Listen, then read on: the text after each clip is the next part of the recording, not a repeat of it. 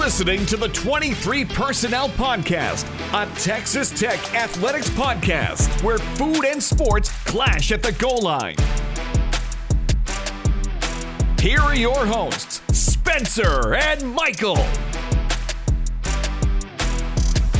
All right, what is up, everybody? Welcome back to another episode of the 23 Personnel Podcast. I am your host, Spencer, joined by Michael. Michael, what's up, man? Flawless intro. I mean, doesn't seem like we're out of practice at all. We're off to a roaring start. We might even jump directly into a relevant topic as opposed to sidelining over to the new Bluebell. Oh, wait a minute. Oh, no. Oh, no. There had to be something. Oh, man. That's on me. That's on me, man. Yeah, well, how you doing, man? Long time no see. I'm good. We are basking in summer, enjoying summer here in beautiful Lubbock, Texas. You are, of course, in the balmy coast of Corpus Christi.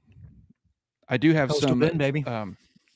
As you take a sip of your Dr. Pepper coconut, I do have a Dr. Pepper Zero update for you and the listeners at the end of the podcast. So stay tuned. Probably approximately 120 minutes from now.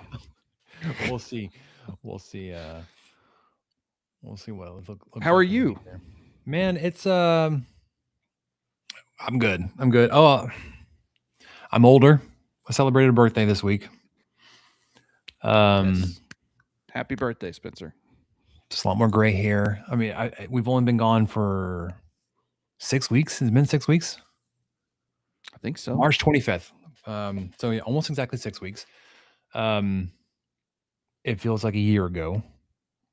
We'll talk about everything that has happened since we last recorded, because that's how I started the notes document. Seasons have ended. Baseball, softball, men's and women's basketball, Queen Bees season. The NBA, not quite over, but almost. We're at least one game, if not 2 games out. Or 3? Is it 3? Yeah, it could be up to 3 games. Sorry. 1 to 3. Yes. 1 to 3. Not to mention, maybe the largest college football storyline that just keeps on, the gift that keeps on giving. Brendan Soresby. Because when we last recorded, we were in spring practice, hadn't quite hit the spring game yet. That was on April 17th. And then everything broke. Everything broke. So with that, setting the table, Michael, I would like to touch on all of those things. I don't have a particular order I have to go in. Where do you want to start? Do you want to start with baseball, softball, basketball? You want to go chronologically since we last recorded? Well, sports that have ended since then? I think we could. Maybe we save the Sorsby stuff for last. What if we do Everybody just tuned out. No, we could start there. I'm totally fine with starting there. And if we start there, we're going to get to like 10:30, 11 o'clock. Like, we've got to do something else now. We got to talk about something else. Whereas if we finish with I've only got like 15 minutes left in me. Oh, that's smart. So, okay, maybe we do that. We'll go with shortest to longest updates. Okay. Yeah. Fair. Yep. We'll do. Well, I think baseball will be quick. Let's start baseball. Okay. So the baseball season ended in the Big 12 tournament, which is the second straight season this has happened. Since we last recorded, Texas Tech baseball played 8 conference series, and they lost 7 of them. Got swept in 3 of those. They got swept by TCU. They lost a series to Houston. They lost a series to West Virginia. They got swept by Utah, swept by Oklahoma State, lost a series to Baylor, won a series, versus BYU, and then lost the final series versus number 25 Cincinnati. I'm sure West Virginia was ranked at the time we played them, maybe even Oklahoma State, but that was the only one that stuck out to me. You snuck in, if you will, to the Big 12 tournament. You were the 9 seed, only to get run ruled in 7 innings, game number 1, to finish your season. Thanks for coming out. Thank you. Baseball was once the baseball portal opened, you got a very quick entry from Lincoln Garcia. We'll go through the full. No, you know what? We'll do it right now. Yeah. The full portal stuff. Garcia was the first to enter and the first to commit. It was, I wouldn't want to use the word tampering lightly, but when you enter the portal and have a immediate commitment announcement, those two things are difficult. But no. The tampering doesn't happen anywhere else besides Lubbock, Texas. But Lincoln Garcia hit the portal and is signed, sealed, delivered to the Longhorns. Other players leaving the program via the transfer portal: left-handed pitcher Jordan Espinoza, junior catcher Davis Rivers. He's going to Louisiana Monroe to play with his brother. So there's that. First base, senior Hollis Porter, junior infielder Luke Orphy, sophomore infielder Tommy Hanger, and senior right-handed pitcher Hyun Han. Those guys, the last update I saw, those were your portal departures. You've got 4 incoming. First baseman from Nichols State, senior Caston Thompson. A junior infielder from South Carolina, KJ Scobie. Senior right-handed pitcher from UNLV, Jace Evangelista. And a junior outfielder, first baseman from Houston, Xavier Perez. Do you have any strong thoughts on what the baseball team should or shouldn't do during this offseason?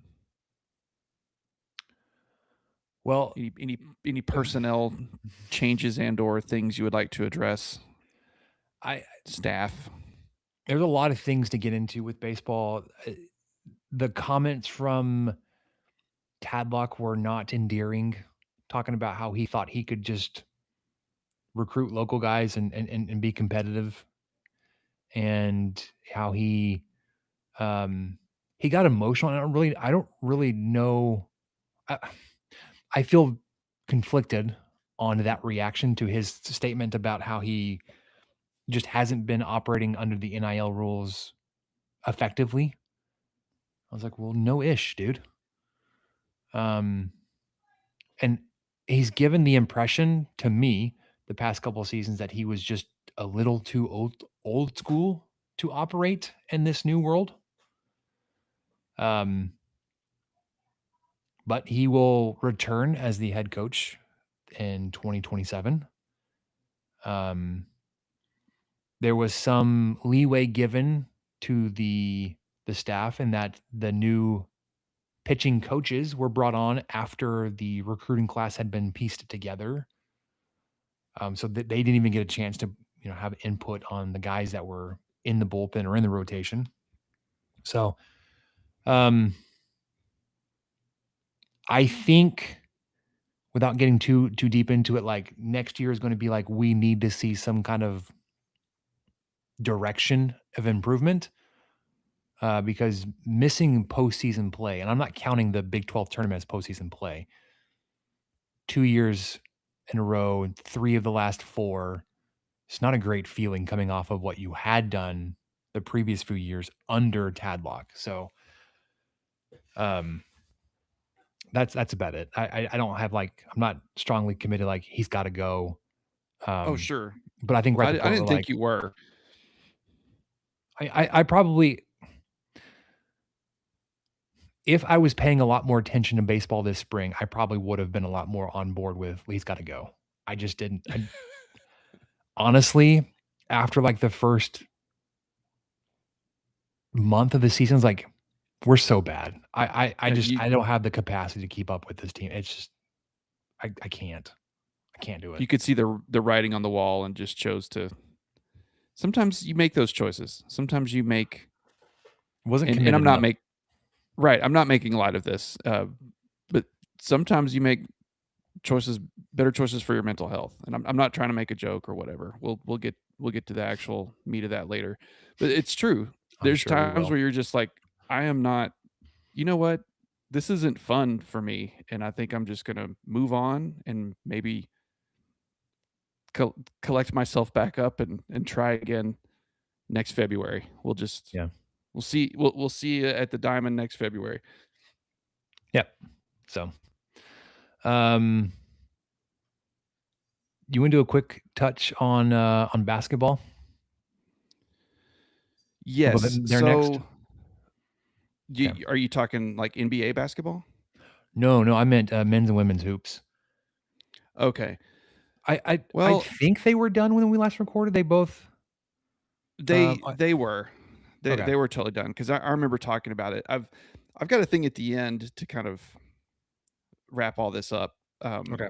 The common theme that you'll see as we kind of go through is a lot of our beloved teams over the last year have had just absolutely devastating ends to their season. And so let's just let the hits keep rolling. You want to head over to softball? The lone bright spot in the spring sports season. No, I don't mean that because track was doing really well too. But like if you look at across the board, generally the Texas Tech athletics department spring could have gone much better, Mm-hmm. or couldn't have gone much worse. Bright spot, softball. Absolutely. Let's talk about this. So when we last recorded 6 weeks ago, they were in the middle of their regular season. To finish out that regular season, they swept Iowa State, swept Baylor, or sorry, not Baylor, BYU. All 6 of those games were decided by a run rule. They won the series versus Utah.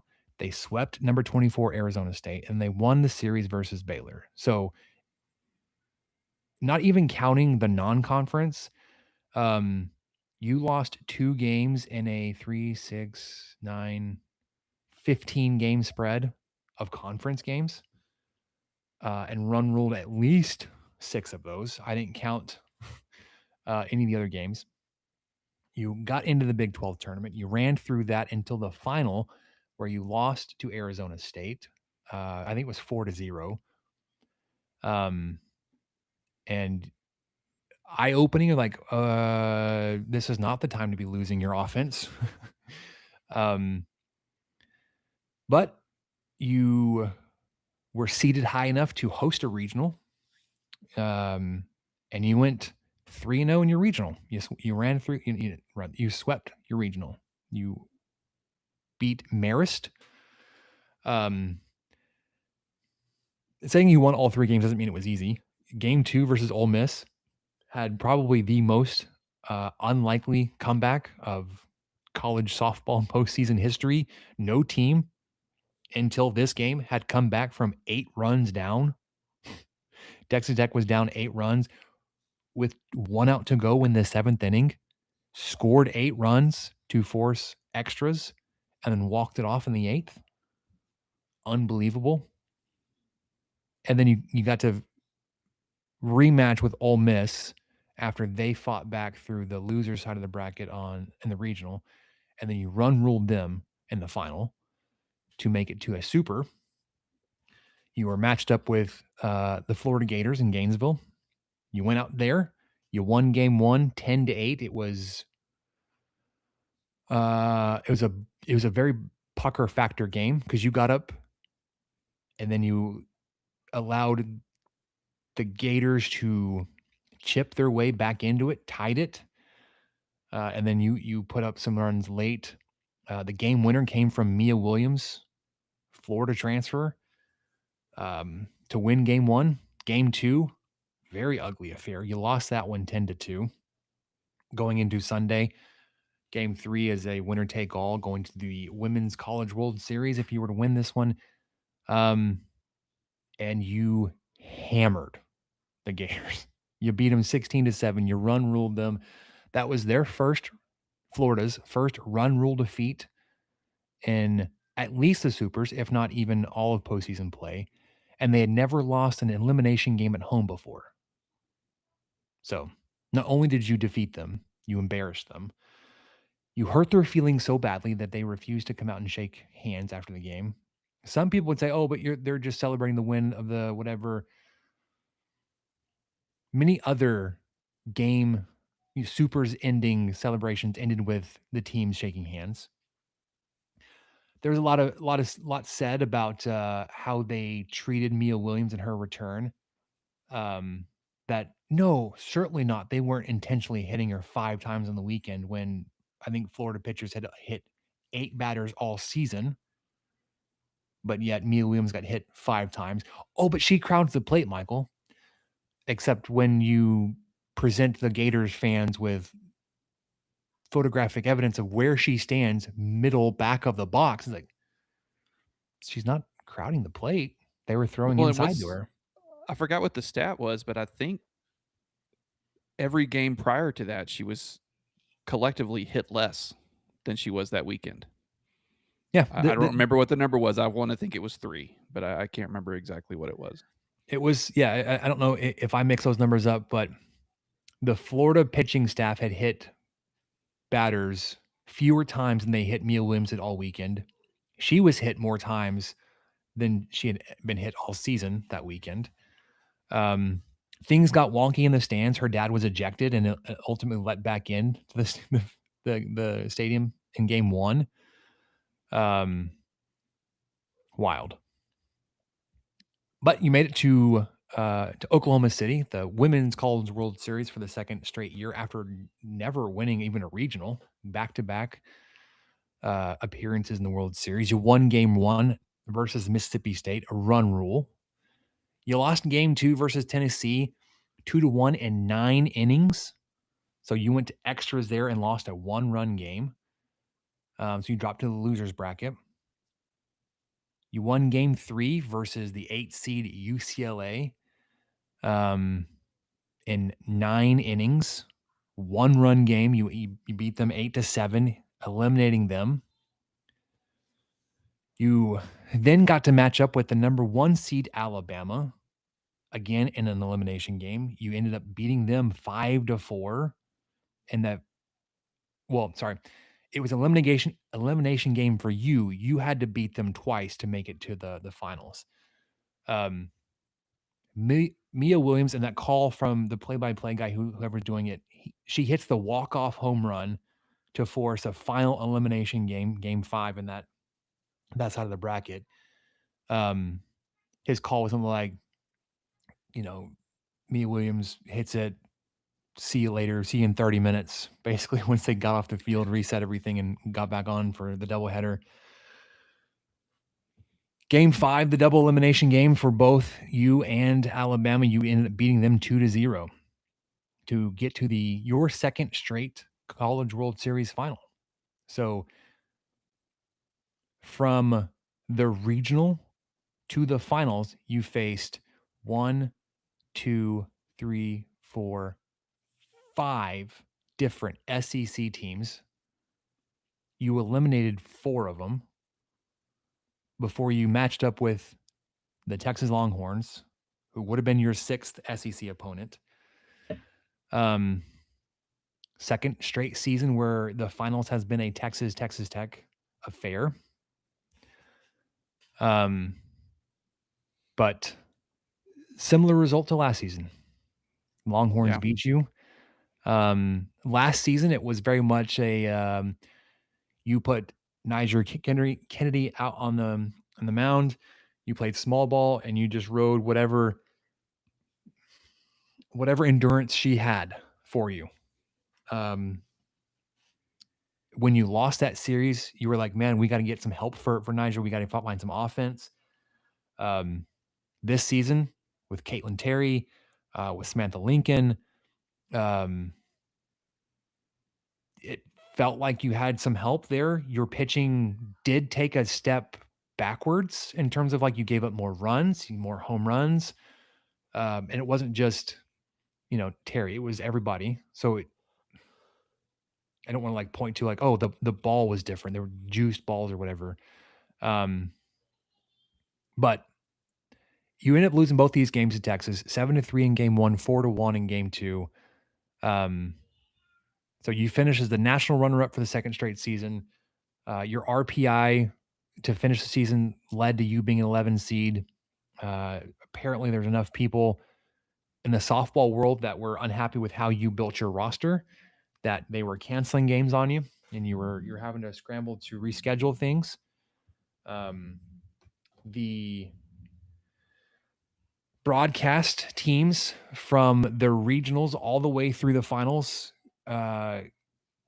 could not let it go that Texas Tech spent in the portal. They built a roster. They bought a roster. They had so many different transfers. Wherein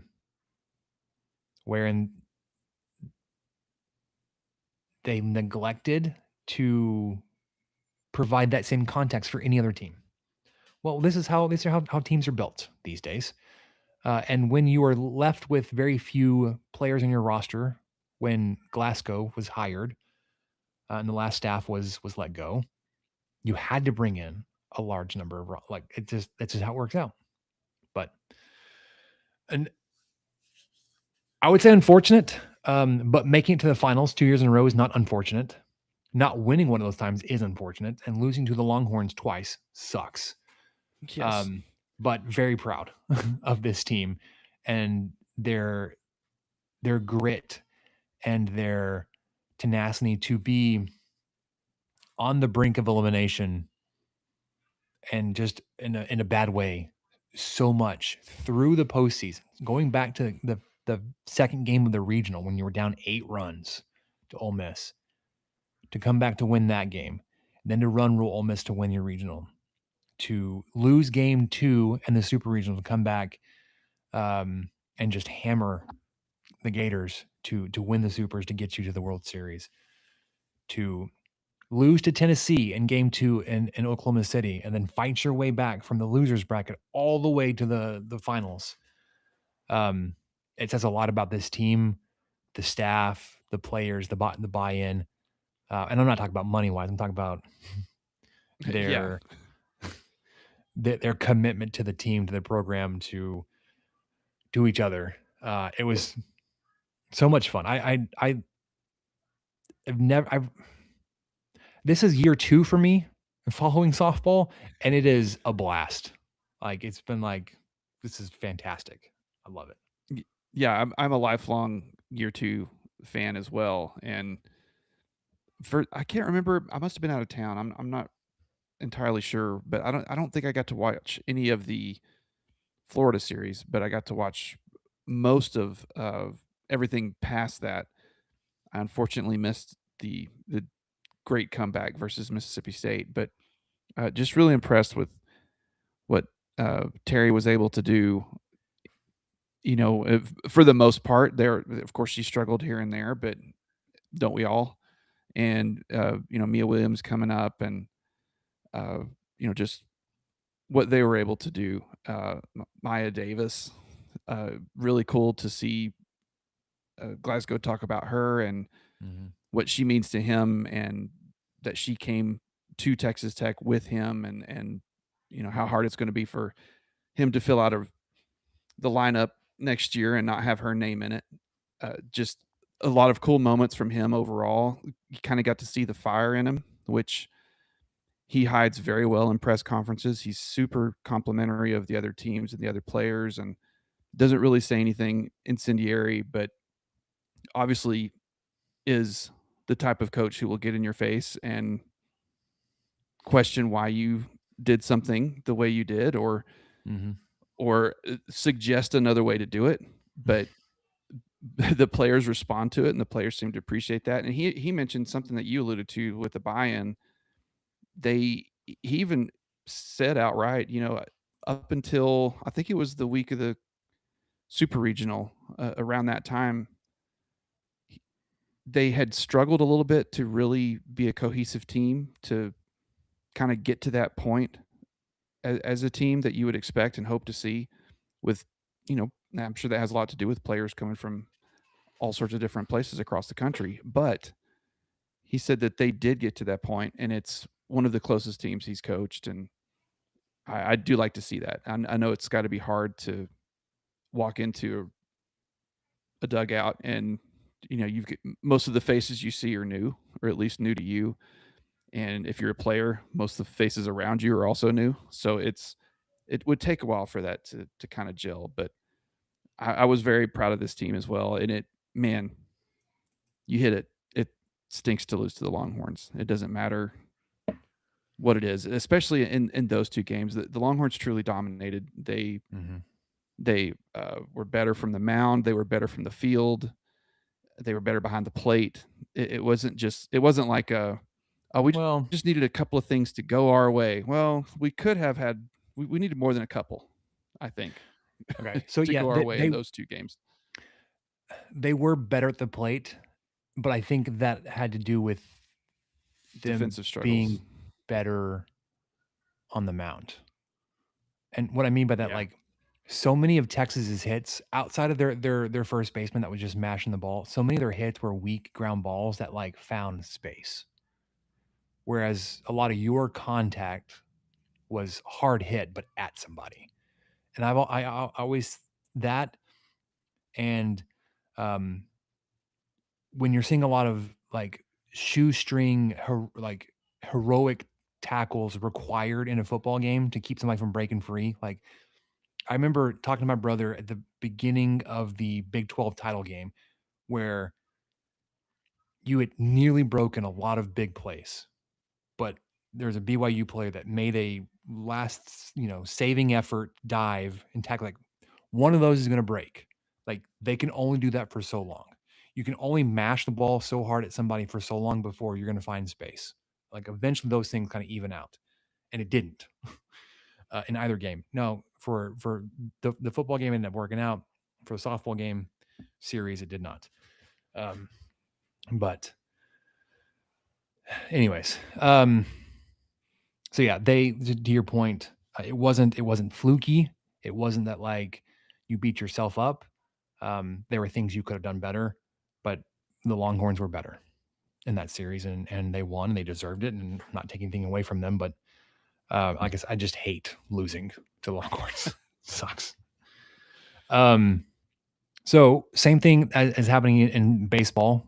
The softball transfer portal is open. We've had 5 players from the roster announce they're coming back. Excuse me. Lagi Quiroga, Mia Williams, Taylor Panel, or is it? Yeah.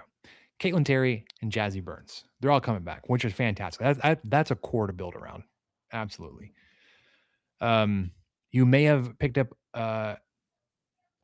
there have been a couple of high name players, one from Florida State, one from Oklahoma. I haven't seen official announcements that they've announced a commitment, but they are tied to your program or to Texas. And then you've had a handful of players elect to hit the portal to find a new place to play. Pitcher Samantha Lincoln, Michaela Garcia, Mia Richards, Simone Edge, and Brianna Henson. And then you've got 3 players that have exhausted their eligibility, at least 3 players: Nigeri Kennedy, Jackie Liz, Maya Davis. We've seen Jackie Liz already suit up for her professional team, as well as your assistant coach. They're both on the same professional team, which I think is fun. I think Nigel was still working through like a contract thing before she was going to join that club, but I'm going to miss Nigel Kennedy. 2 years at Texas Tech feels like it was a long time, but also just a blip. Unbelievable impact and just what she's done for the program, for the sport even. in such a short amount of time for Texas Tech, and it's unbelievable. And her time's already over. But like I said, the players that have announced they're returning, I think is a fantastic group to build around. And I'm excited already for next season, what that may look like. Yeah, and a lot of folks will disregard why Kennedy came to Texas Tech or whatever, but I still think it was a chance. She took a chance. Yes, that chance came with some benefits, but what's the point of that if you're going to end up, third or fourth in your conference your last 2 years of eligibility and, barely make the playoffs or, duck out in the super regional embarrassingly or something. I mean, she made it to the College World Series, to the final, both seasons here. She trusted in what Glasgow was trying to do. She trusted her teammates. She trusted that Texas Tech was the place for her, and this was a place that was going to take softball seriously and make a run for it. So any future success that this program may or may not have, a lot of it is due to her deciding to come to Texas Tech. Just building around her and what she was able to do as a player and as a teammate and buy in herself, and that just kind of proved that Texas Tech can compete and Texas Tech can be a hopefully perennial national name in the conversation when it comes to collegiate softball. But like I said, a lot of it is because of her taking a chance on us. And yes, there were reasons, but people want to win. They don't want to go somewhere and potentially make a lot of money, but then not win. Most athletes are not wired that way. The money's kind of like, all right, that's great, but how are we going to do? What can we get a championship? Can we finish in the top of the conference? Can we host a regional? Can we this? Can we that? And they did all of those things, and at a place that it had not been done before, not even close. Yeah, and I was going to say, it's not like she was overpaid. When you talk about like what she was able to deliver her value, to take a team that had never made it past a regional or to a regional all the way to the finals, essentially by herself last season, and then all of the attention, the PR value, the ROI, whatever you want to call it, like, yeah, worth it. Yep. And best of luck. Yeah. Sorry, where are you going to go next? Well, have we put it off long enough? Should we? I'm thinking we should I think we should hit the Sorsby stuff. All right. I think we should do it, and then we can finish. I've got some random updates, and yeah, the rest of it's kind of a hodgepodge of stuff. So, well, if you've lasted with us this long, yeah, we are 35 minutes in, and we're just now talking Brendan Soresby. You may not have even seen this yet, but before we recorded, President Skuvanek sent out another letter via email to all of us at 8:30 p.m. with clarifications. We've heard from Kirby Hocutt since the injunction was announced on Monday. I think Hocutt's statement was yesterday, which was Wednesday this week. The letter from Skovanec today also had a video link, which I saw kind of popping up on Twitter right as we were starting to record. So I have not watched it yet, but it's apparently a 22-minute long round table with 5 people. I couldn't even tell who they all were yet. It was Gio and McGuire and Hocutt, but and there's somebody else on the end I didn't recognize. Right. And so they're all obviously talking about this situation, and boy, there's a lot of things to cover. So where would you care to begin? All right. Being that this is not a and I have not talked about this, by the way, at all. No. This is all this is happening live. Assuming that this will be mainly an internal audience, that we're talking to Red Raiders here. Also because this is Thursday night, coming after the June 8th announcement of the injunction. Like, we're not breaking any news here. We're not even giving you instant reaction. This is 4 days ago now. It's 4 days old.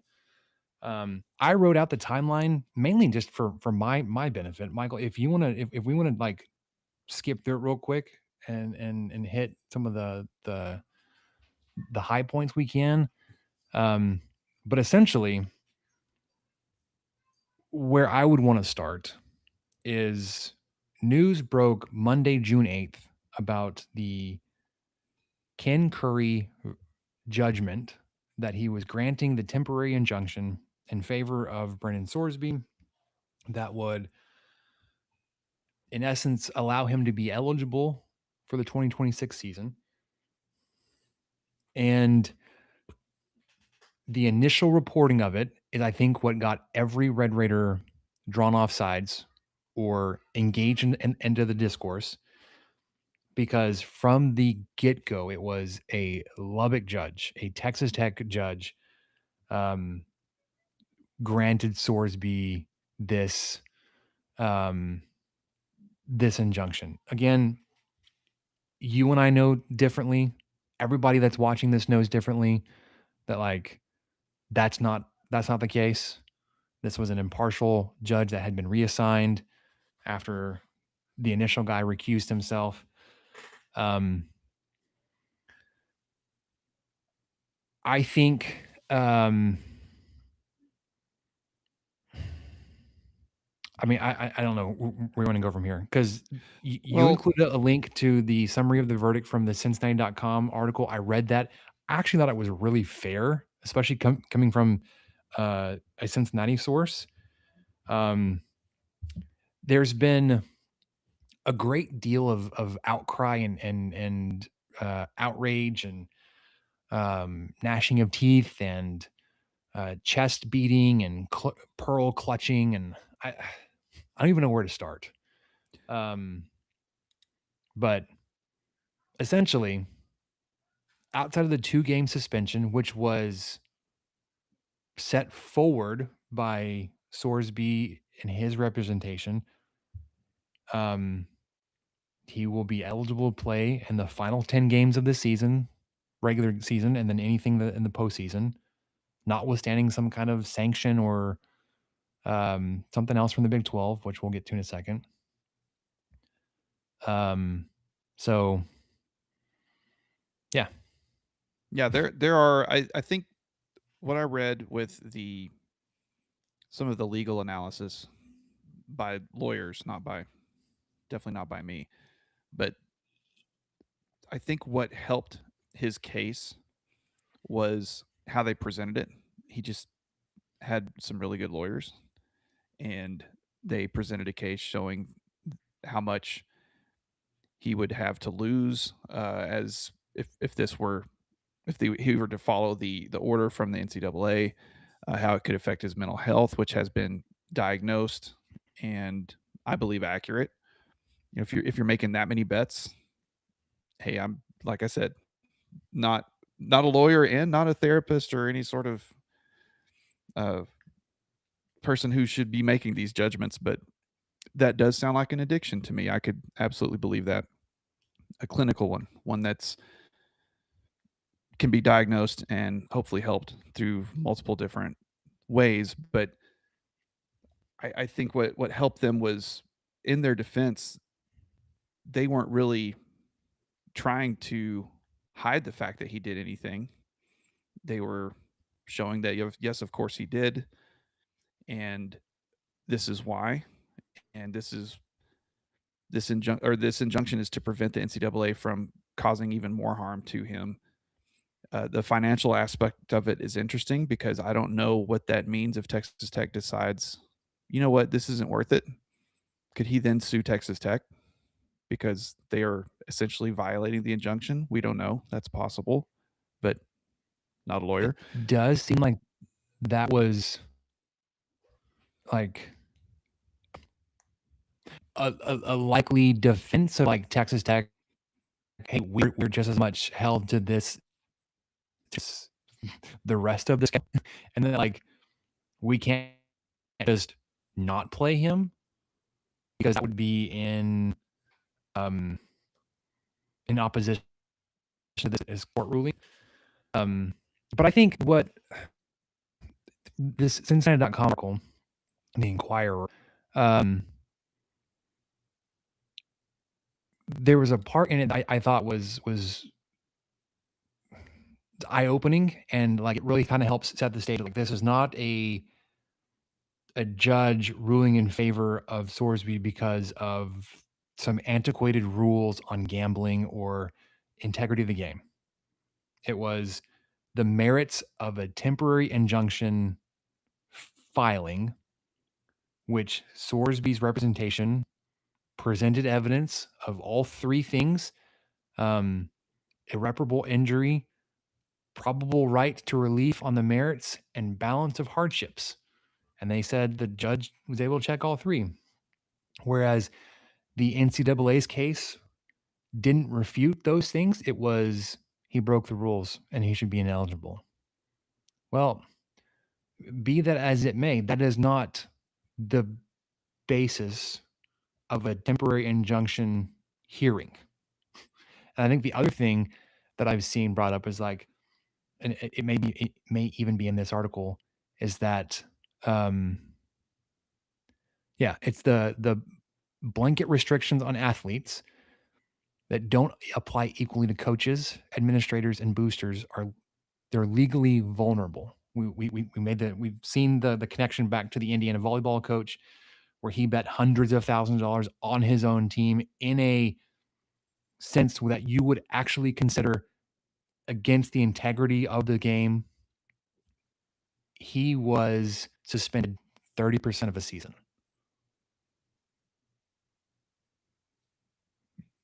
If those two things don't, like, those are not the same, right? What Sorsby was involved in and what this volleyball coach was, like, very different things. But the ruling, the NCAA ruling, punishment or a discipline for the coach was different from the player. That, I think, is one of the things brought up by Sorsby's representation that the NCAA didn't have an adequate justification for. The other thing, I mean, I don't know about you. I'm not really going to wade into the morality of wagering at all, or trying to touch on, well, every aspect of the sport is tied into gambling and these markets, and even the NCAA is making money off of it. Like,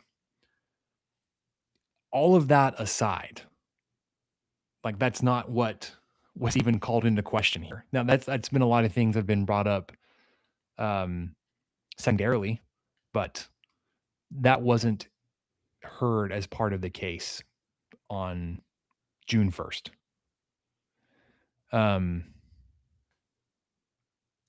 So from here, there's obviously the NCAA has announced or indicated they're going to appeal this.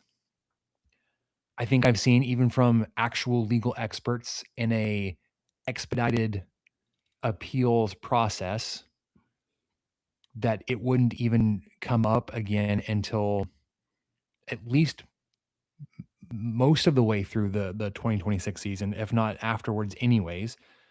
The trial date is set for February 8th, 2027. So what, 2 weeks after the national championship game. And that will determine whether or not he was actually eligible to participate this season. Which brings into question, okay, if he plays in the 10 plus games of the 2026 season, and then in February of 2027 is ruled that, oh, you know what, he actually shouldn't have played, what happens then? Does Texas Tech vacate all their wins, their stats, records? I have an answer on Okay. that. there was an article again from swlaw.com claiming that and this is they looked at the injunction ruling and analyzed it, and one of the main things they noticed was, obviously everything you'd already talked about, but I'm going to read this quote. What makes the order structurally unusual, however, is its second operative paragraph. In addition to prohibiting the NCAA from blocking Sorsby's participation, the order expressly enjoins the NCAA from enforcing its bylaw 12.9.4.2, the rule of restitution, against the applicant, Texas Tech, any affiliate of Texas Tech, any university that competes against Texas Tech during the 2026 college football season, or any affiliate of any such university for complying with and relying on this order. The breadth of that language has been largely overlooked. It deserves sustained analysis. And so they go on, end quote, sorry. So they go on to say that throwing that in there means that even if he is deemed ineligible when all this is said and done, Texas Tech's games and everyone who played Texas Tech, that will not be used against them. The NCAA will not enforce its bylaw against anyone who played Texas against them, or even Sorsby as the applicant. So if he made some records, if he won an award or whatever, that I don't think they can take any of that away. And that was something that they feel was overlooked in a lot of this and could be even more monumental than what they were able to accomplish. Getting the judge to rule in their favor, kind of going back to that, it was proving their case, which you've already covered some of it, but then also implementing their own guidelines and guardrails and things that Sorsby will have to deal with, including, I think he's got his devices monitored and he has to meet with people. And the letter from Skuvenek today said that, he's going to have clinical treatment, including outpatient care, individual group therapy, active device monitoring, betting sites blocked across all devices, financial custodian, periodic compliance checks. So for those of you rooting for Texas Tech's demise, this may not be over. During one of those compliance checks, he could possibly fail something. Mm-hmm. Yep. And if that is presented to the judge, or I don't know what would happen then, but if that is presented as it should be and made known to the powers that be, then that NCAA or that injunction may be rescinded, and then we're back to where we were.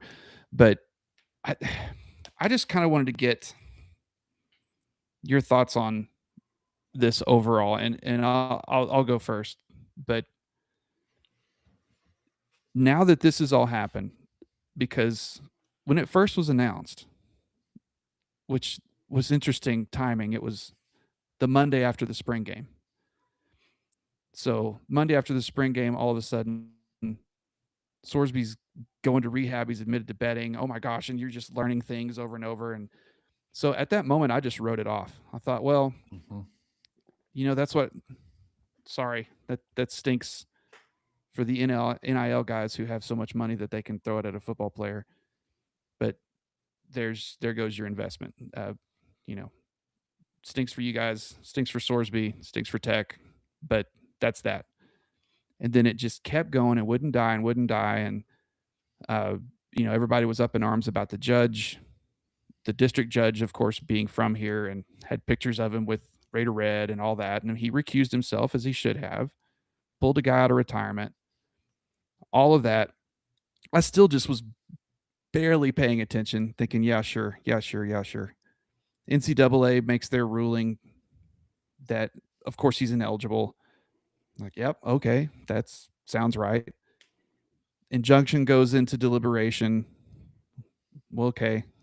And then it gets announced that he's going to be granted the injunction, and that just floored me. I was pretty shocked by that. There's some people on Twitter who would refuse to ever be wrong about anything. They're, I saw it coming a mile away. And I mean, speaking of, golly, there's some of our fans on Twitter are tough hangs. They are just not letting this go and If going you down spend with the ship. And any time in a game day whew, thread, you know that we can be a tough it's hang, basically a game good day or thread. bad. It's what we see in a game day thread, except everyone's seeing it now. Everybody's involved. And Yep.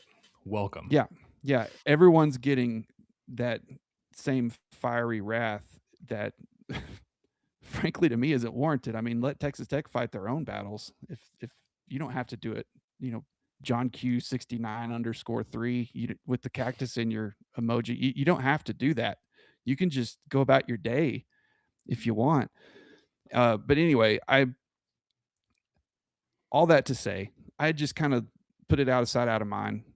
And then when it was forced back into my uh, field of view, and it was no longer something I could ignore, I felt like I then had to have an opinion on it. And honestly, right now, my opinion is I wish he would leave. I wish he would, by his own, decision, just say, okay, obviously this is a little more than probably any of us bargained for. I mean, we've got the president sending out letters to all the alumni. We've got a roundtable going on. We've got Hokut sending out statements. McGuire's getting asked questions and or denying to be asked questions, depending on who you listen to at a Houston alumni function. We've got Ken Paxton involved, for God's sakes. We've got Cody Campbell going on podcasts all over the place, and it's insane. This is June. Mm-hmm. What's it gonna be like when Houston comes to Lubbock on a Friday night? And everyone already hates that already because Friday Night Lights and whatnot. And there's a chance that if Texas Tech decides to play Brendan Soresby, they could that night, having served his 2-game suspension. I hate it. I hate everything about it. Yep. I hate it for the kid. I have sympathy for him because I've said it. I said it earlier. I truly believe he had or has an addiction to this, and that's by design. These things are designed to get you addicted. Well, he's only making $1 bets. Yeah, but he made 90,000 of them. I mean, that's the point. That's what they're trying to get across is it reaches something in your brain that you can't turn off without a lot of help. I love that Tech is helping him. I love that they're being very vocal about what they're doing. I think that is the right move. I do also question if putting him as basically the pariah of college football for the last year of his career is the best thing for his mental health. If we're truly going to be concerned about people's mental health, these same people that are probably defending this on Twitter, I guarantee, have some other thoughts about mental health that they're not willing to voice at this moment. I hope the people that are triumphant and as excited about getting Sorsby the help that he needs, that I believe you and I both agree that he needs and should get, I hope they're dealing with their loved ones in that same way and in their personal lives, not just poo-pooing how someone might feel and looking down on someone that they know personally who has gone to therapy or has gone to counseling or has an issue. Because I know for a fact, seeing some of these people in these game day threads and these other places, they've said some things that they can't really take back. But when it comes to the quarterback transfer who is yet to take a snap for you, oh yeah, all about mental health. You got to do what's best. Got to do what's best for you. Okay, well, apply that to your life. Apply that to your brother, to your son, to your dad, to your mom. Make sure that you're using that same logic, not just to the quarterback that donors you don't know paid $5 million to be here. End of rant. Sorry, I'll let you talk for a while now. There's so much there like that I want to respond to or react to. I'm not even sure where to start. I have an interesting perspective and that I'm married to a professional counselor. So when I brought up the addiction side, she's like, well, tell me more about what they're reporting on. I was like,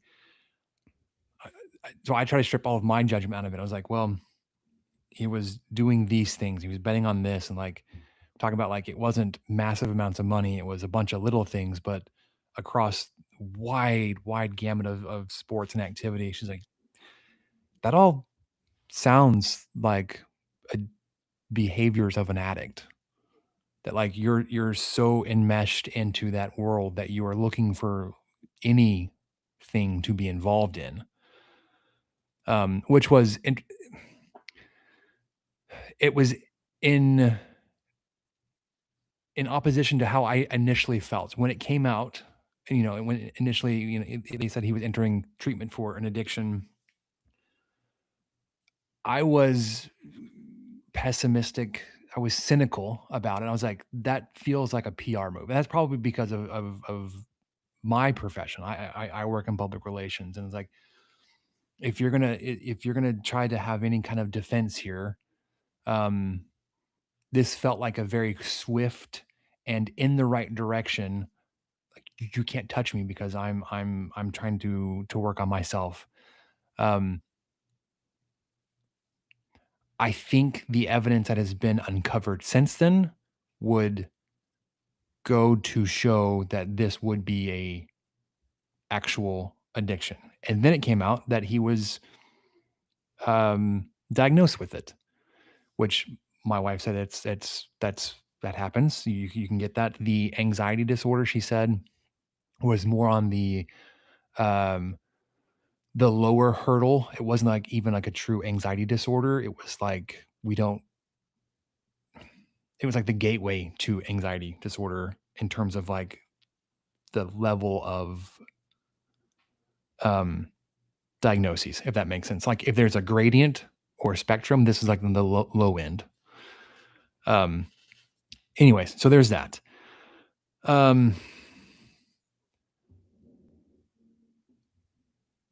My most activity this week, at least early on, was trying to correct factual inaccuracies that was being reported because they were just burying tech. And at this point, 4 days in, it's like,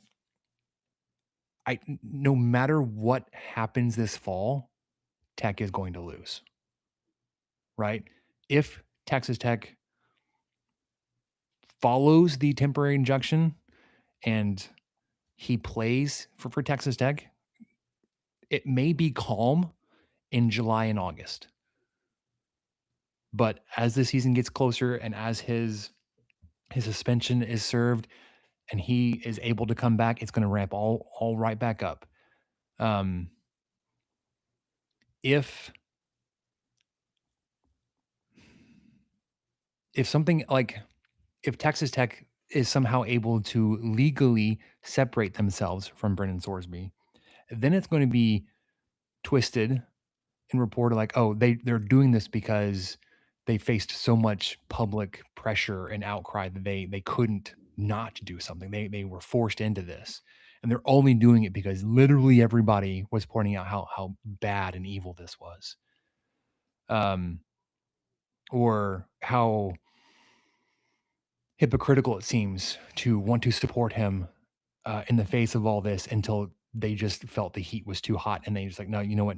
No more.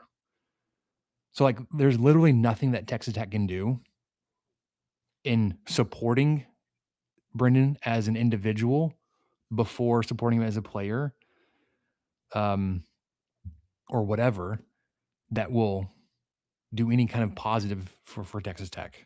You're doing it now. You're doing everything right now and absolutely being buried. And literally you've done nothing wrong. The university's done nothing wrong. You've supported the player. You supported the individual. You provided the resources that somebody needing help needs. You've given verbal support that we are behind him and we are going to do everything we can for the individual, the person. I think it was in Hokut's one of Hokut's statements, basically saying support for the individual was not engineered for his eligibility or something. I'm mixing that up, but essentially, like, we're doing what we can for him as a person, not for him as a player. Yeah, to what you said, the cleanest possible outcome would be for Brendan Soresby to come back in the next couple of days and, you know what, I cannot understate, or I cannot, I can't say enough how much the support of Texas Tech has meant. But at this time, I'm going to withdraw from the university, submit my name to the NFL's supplemental draft, and just move on. Because that way, like, you're not tied up in any kind of weird litigation or sanctions within the conference, which may be a thing coming up. There was a executive committee meeting today, an emergency board meeting called.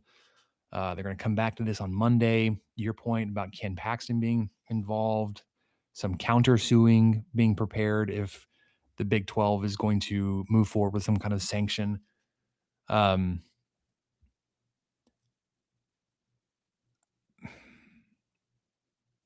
I don't know what I want, because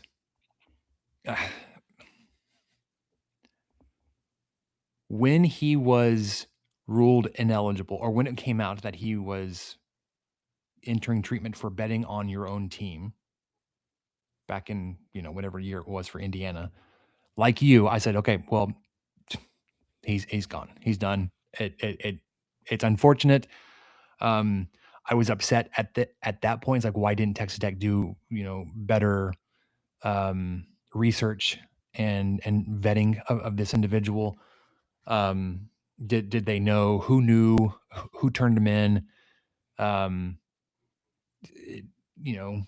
Depending on where you're getting your information and what all you believe, like, Cincinnati knew about it, but they weren't the ones that turned him in to the NCAA. That was the actual betting platform. Possibly wasn't. I feel like the FBI was involved at some point too.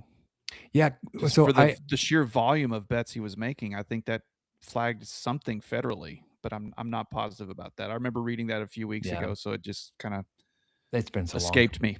Yep, sorry. And then to the other point, like you mentioned, all the things that are set up as stipulations in this temporary injunction. He's going to continue to attend his outpatient individual and group therapy sessions, which is something that my wife does. Not for this individual. Obviously, we're not anywhere near Lubbock anymore. He's going to have, he's got that financial custodian. I think it was McGuire had mentioned it, like, literally, like, he has no access to his own funds. He has to have permission, or somebody, like, has to be there to complete purchases for things, groceries, subscription services. Like, he wants to, go buy ESPN Plus or something, he's got to have somebody to sign off on that. All of his devices are monitored. So all of the guardrails are there to help support him in his recovery. But to your point, Michael, we could have all these things up and he could get popped again because he is in recovery. And how many times have we seen or heard of somebody going through recovery have a relapse? And it's just part of the process. Not that you have to have one, but, like, it's not uncommon for somebody in recovery to have a slip up, a relapse. And if this individual, Sorsby, has a relapse, it will likely be flagged and caught, and probably the temporary injunction revoked, which is fair in my mind, right? Like, you're given this chance, and it's like, if you do everything right, then we'll reconvene and do, like, the full thing after the season. But until then, we're going to make sure that you're not lost this season while we're trying to figure out the court side of it. But you have to do everything right. I'm conceding that, like, it's a possibility, a real possibility, that he could still be in the throes of his addiction and have a relapse and not play. And then, like, all of this is moot again. So, like, I obviously I don't wish that. And I don't know if I really wish for him to withdraw from the university and apply for this supplemental draft. I think competitively, you can make the case that like Texas Tech probably is going to be just fine without him. You may not be top tier. Your ceiling may not be as high. But that really shouldn't be the genesis for any of this conversation.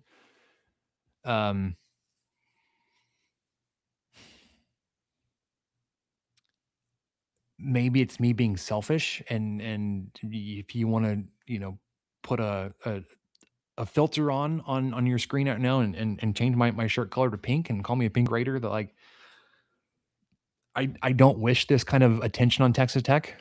And I don't like it was kind of I wouldn't say fun, but like very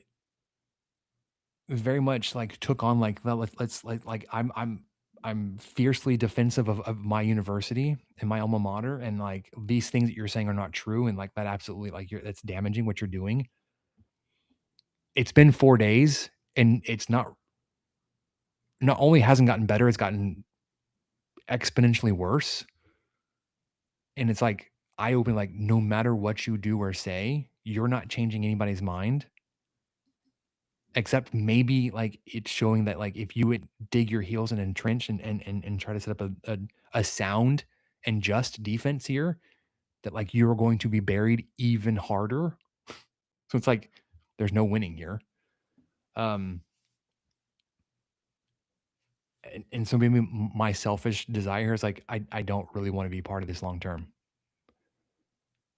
And again, it's not because I want to just like distance myself from Sorsby. It's like, and all of this attention based on betting and the downfall of the sport and all that kind of stuff, which missed me with that. All right. Like even the NCAA acknowledged that like the activity he was engaged in did not call into question the integrity of the game.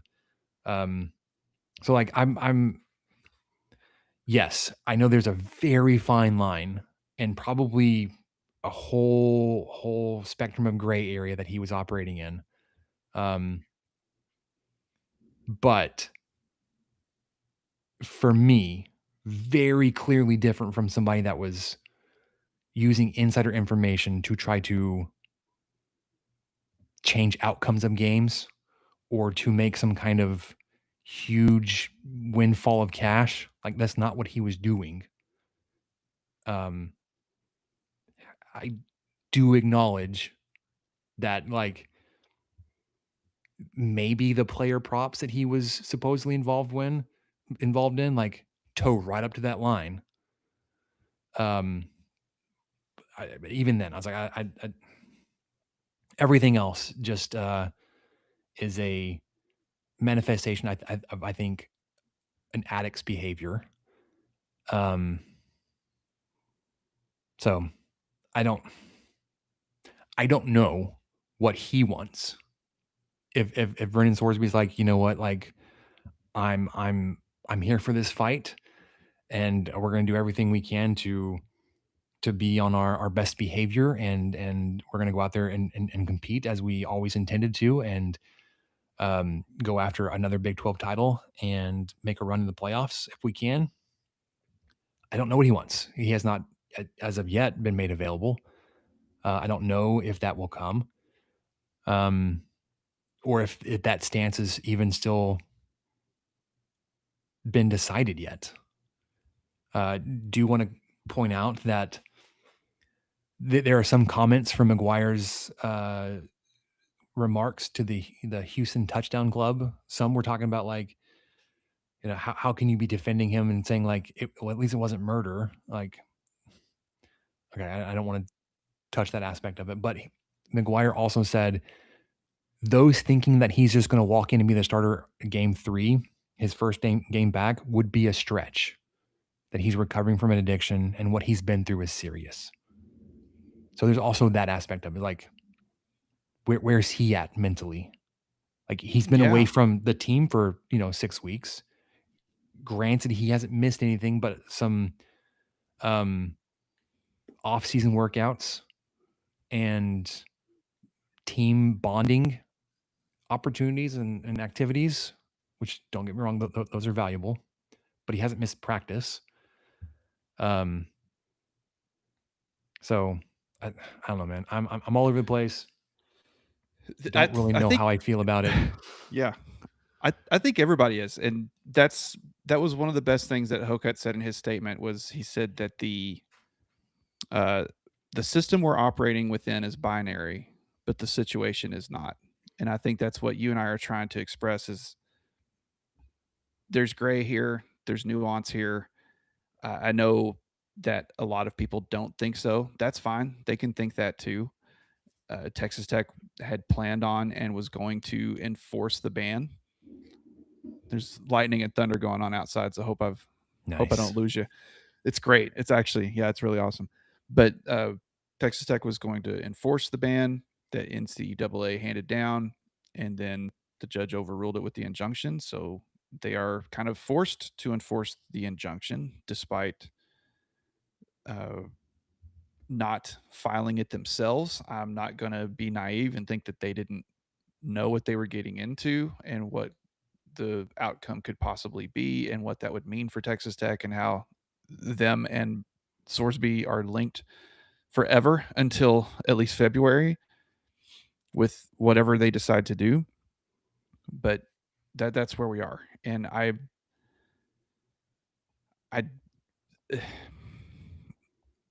get it. If it was a quarterback at Oklahoma State that had transferred and had been betting like crazy for 3 years, I would not be looking into it this much. And I would just immediately write that person off and think, man, there's no way this person should be playing. But when you look into it and you don't have to like it, because I kind of don't like it. I don't like that the injunction was able to, be forced. It's kind of chicken S to me to kind of put it lightly. But it's a valid argument. And since we recorded, I actually sat on a jury, first time ever, and it was a really small claims court thing. And a business owner was running a mower, and the plaintiff, or I don't even know the words, the one who filed the small case suit, claimed that the mower damaged their property. And so we sat through the whole thing. It was really small claims court, and the question wasn't that. This was the unfortunate part, because we were forced to rule against what we thought happened as jurors, because the question wasn't, do you think that mower damaged that person's property? Because all 6 of us thought, yes, it did. But the question was the person running can you prove, or has the plaintiff proven that the person running the mower was negligent? That was the question. That was what we were forced to answer. And the answer was no. They hadn't. They represented themselves in court. They didn't even have a lawyer. The business owner did have a lawyer who forced that question onto our sheet. And so that's kind of a very small potatoes version of what just happened at the injunction. The question wasn't, well, did he gamble and do you think the gambling was wrong? It was a completely different conversation that a lot of these people online are not looking into, and they're not going to take the time to research it and understand it. And it is frustrating that it did not go the way probably a lot of people thought it would. Yeah, I think most people are looking for the quick, sensational soundbite, and looking to dunk. Did you read this long tweet statement from Nate Longshore? I did. I think I'd seen that, independent of when you had it in there. But yeah, those listening haven't heard it. His handle is at Mr. Longshore. He's a dad, a QB method coach, 20 years, building quarterbacks through structured curriculum, defensive mastery. Anyways, he had a really long statement. I'm going to read parts of it. He said, I understand why people are uncomfortable with the Sorsby situation, Betting on sports, serious, connected to your own team, creates an obvious integrity concern. Nobody has to minimize that. When a player becomes, but he said there's another part that you should be honest about. When a player becomes part of your program, he becomes part of your family. That does not mean you excuse everything. It does not mean accountability disappears. It means you do not abandon him the second the situation becomes difficult. The difference between defending the person and defending the mistake. Texas Tech is in an impossible spot. Deep down, they may have hoped the final ruling would remove the decision from their hands, that you would have gone through all this and he would have been ruled ineligible, and then you've been able to have a clean outcome, break from there, move on. But now that the court has ruled that he is allowed to play, that changes the structure. If Texas Tech turns its back on him now, what message does that send to every player and family they recruit? That we will fight for you until the pressure gets too loud, that we will call you family when you're producing, but distance ourselves when standing beside you becomes inconvenient. Accountability and loyalty are not opposites. You can believe justice should be served. You can believe the integrity of the game matters. You can believe gambling violations deserve real consequence. You can also believe that a program should stand by its people through the full process, not just through the easy parts. That is the hard part of family. You do not only fight for your people when the optics are clean, you fight for them through the good and the bad while still demanding accountability, treatment, discipline, and truth. Texas Tech may not like the position it's in. Most programs will not. But once he's legally allowed to play, abandoning him strictly because of social pressure would send its own message. And that message may be harder to overcome than the controversy itself. So, yeah, Tech's absolutely in an impossible position. And I don't like it. I don't like that they're stuck with this, but that's where it is. And they're going to be stuck with it unless he decides to sever it somehow, or unfortunate events lead to some sort of violation of the injunction that we covered earlier. I don't want that either, but I get why people are upset. I absolutely do. I mean, like I told you, I'd feel the same way. I really think I would, because I would not take 30 seconds to read about a quarterback at Arizona State having an issue and just think, okay, well, obviously they shouldn't be playing football because that's against the rules.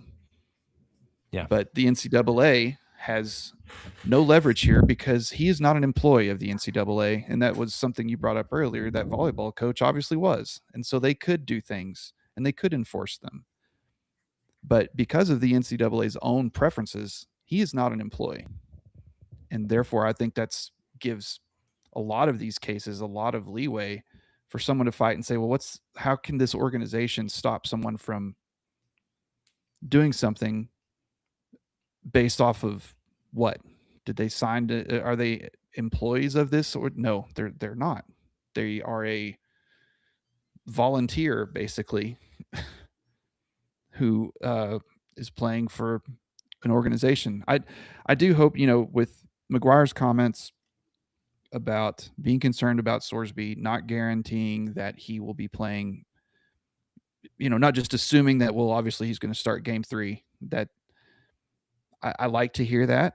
I like to hear that they are considering that, maybe there will be some leeway there for him, maybe physically, maybe even reading the room, seeing how some of the other guys are doing in 2 games into the season. I know you don't know a whole lot 2 games, but they will have at least played one on the road by then. But I really do hope, and I genuinely do, that all of the folks who are,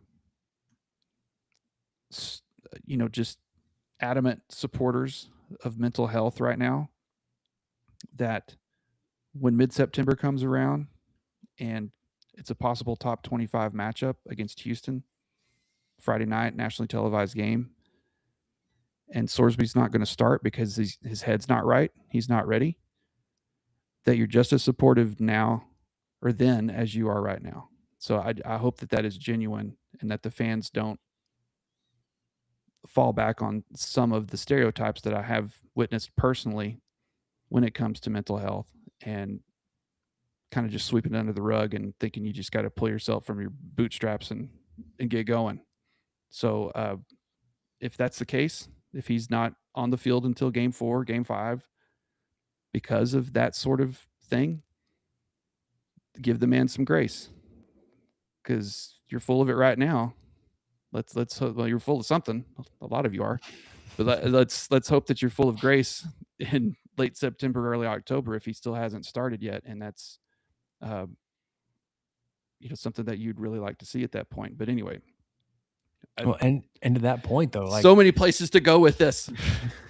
just really quickly before we wrap up on Sorsby, like, okay, so say you get to that point where he's eligible to return, but not mentally ready, right? Like, so you're holding him out because he's not ready to take on the starter. Then you're gonna hear from all sides, right? Your teams, your fans are gonna be moaning about, like, you put us through all this crap for the summer to stand behind him, and it's finally, he's able to play, and you're holding him out. Then you're gonna get the pushback from everybody else about, oh, they're only doing this because they were trying to obey the temporary injunction, but also they caved to the public pressure.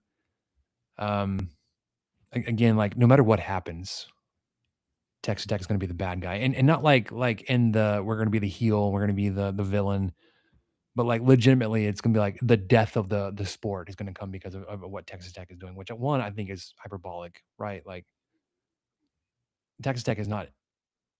We're not the catalyst for any of this.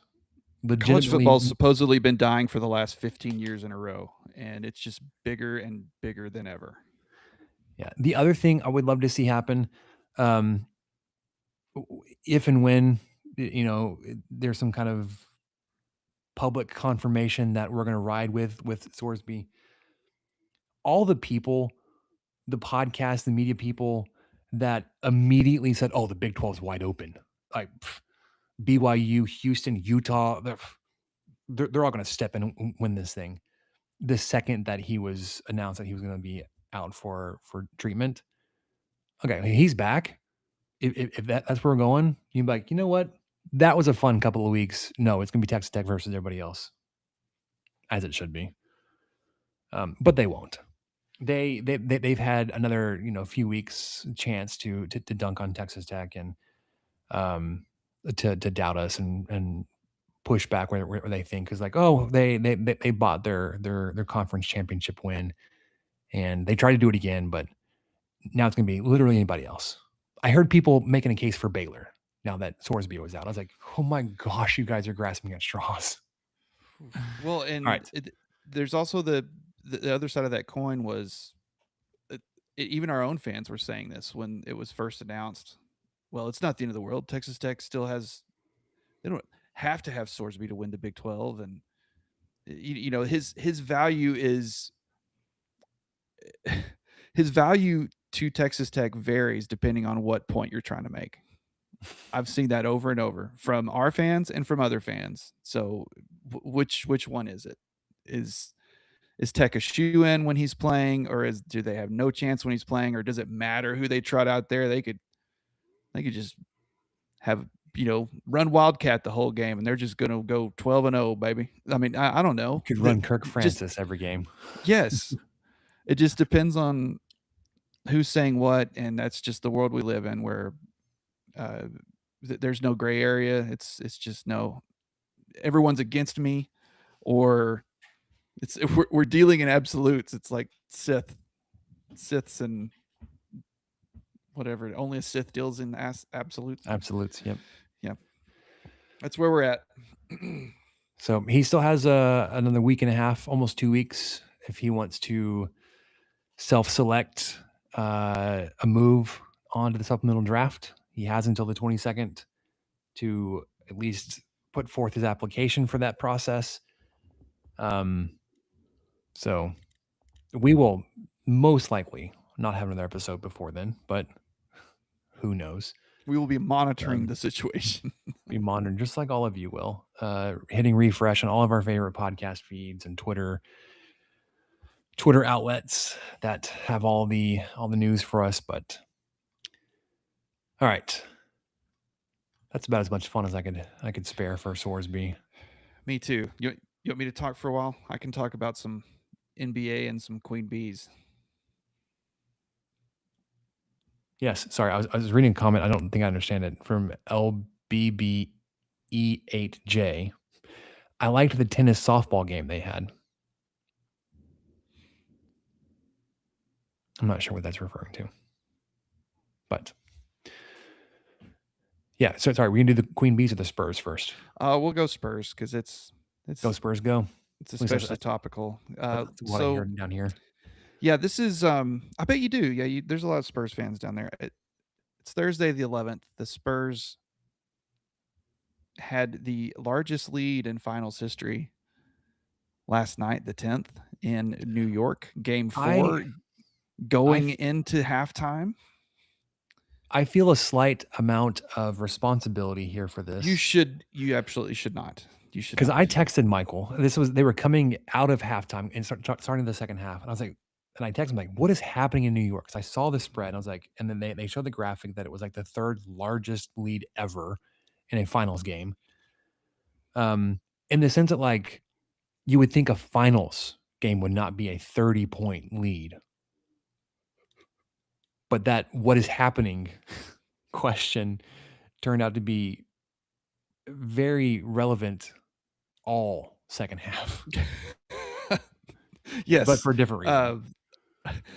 Yeah, my wife was asking me because I've been watching all these playoff games, and so she saw the score at halftime. She'd been to a movie and she came back and, how are they doing? I said, well, they're up by like 27 right now. She's like, oh, and just kind of like poo-pooed it. And I said, no, I have watched the NBA for 25 or so years. But more than that, it was like almost 30. So probably late 90s was when I really started getting into it. And I have seen plenty of this type of stuff. You know, I've seen the Spurs blow like a 22-point lead. I think it was against the Clippers. I forget who it was. I've seen the Spurs come back from leads like that. You know, you see it all the time, especially in the playoffs. And I just thought, I don't know. It could still get a little hairy. And it seemed like it was. And then the Spurs would bounce back just a little bit. But man, just absolutely caved, collapsed, choked, all the adverbs you can think of. The only time the Knicks led was with 1.2 seconds left after that tip in, and they led by 1. I don't know what to make of this. So they're like, the Spurs are like 2 plays away from being 3-1 in this series, but instead they're 1-3. I like that they beat the Blazers. They took care of the T-Wolves, took down the Thunder dramatically in a Game 7, opened it with a double overtime thriller. The Game 7 was in Oklahoma City. That felt really good. I really dislike the Thunder. I don't really dislike the Knicks. That's the other problem.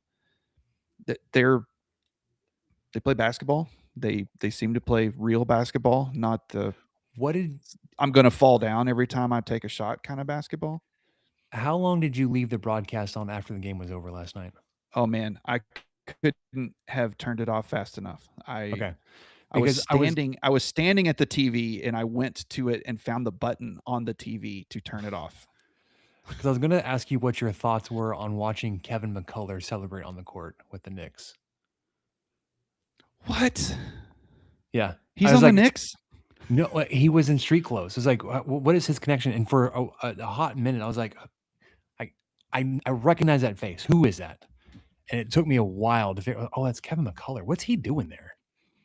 Well, Terrence Shannon Jr. is on the T-Wolves, and yes, he's actually McCullough does play for the Knicks.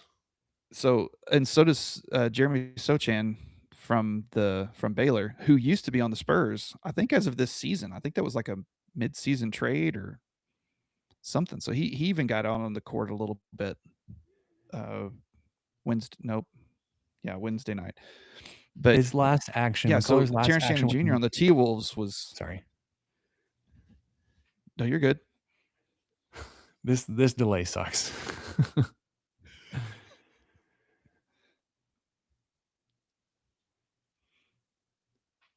giving you the green light. You go. Sorry, I was going to say the last time he played for the Knicks was after almost a month off, but he played 25 minutes on April the 12th.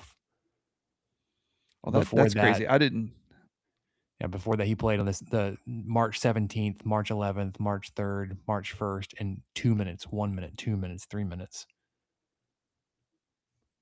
So yeah, I had no idea at all. But now with Shannon, he was frustrating because I think he's he frustrated the Spurs in a couple of games and had a couple of really good games offensively. But he was taking some charges that just reminded me of probably how much people used to hate playing Texas Tech because they were calling him. And it's hard to get a charge call in the NBA, but he was somehow doing it. And it was just obvious. I'm going to run over and stop and stand in front of a player, and they're going to call a charge. And they did. That was the stuff. That was the Chris Beard, Mark Adams special. That was really, it was our team doing it. So I could live with it, but I still hated it. Anyway, that collapse was just so epically bad that the Spurs play again on Friday. Nope, Saturday.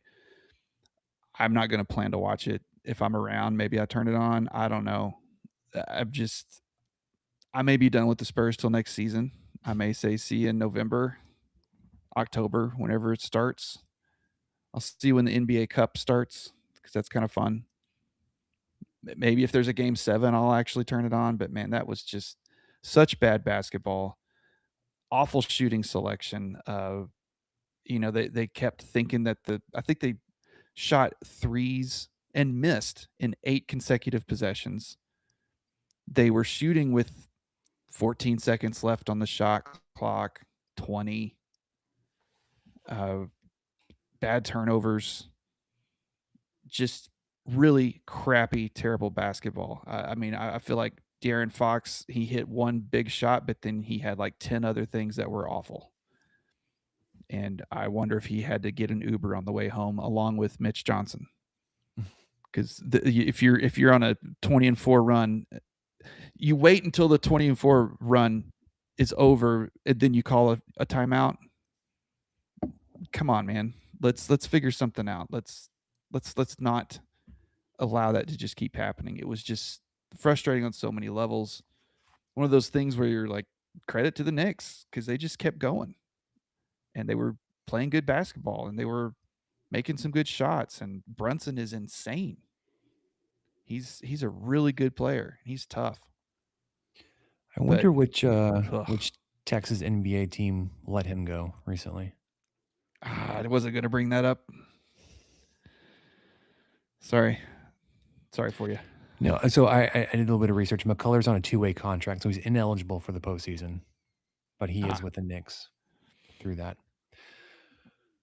All right, if they make it to a game 7, I'll wake you up. But I'm sorry, man. Yeah, they looked like they were doing pretty well until they got to the Knicks, who are just unbelievably hot. I mean, until they lost game 3, hadn't lost a postseason game yet, which is wild, or whatever it was. The Spurs have had a double-digit lead in all 4 games and only maintained it once.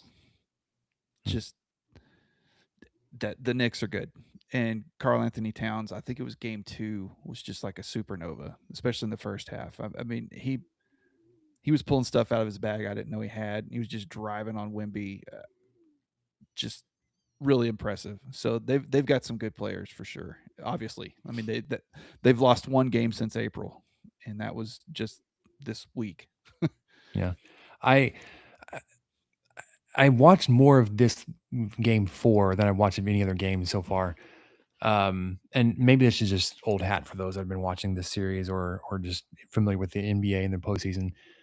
It was fascinating to me as they were like doing all these crowd shots and all the celebrities that were in attendance. Oh, well, even in San Antonio, they were Knicks fans, but games 1 and 2 in San Antonio, Ben Stiller was, I think, at both of them. I think Spike Lee might have come to one.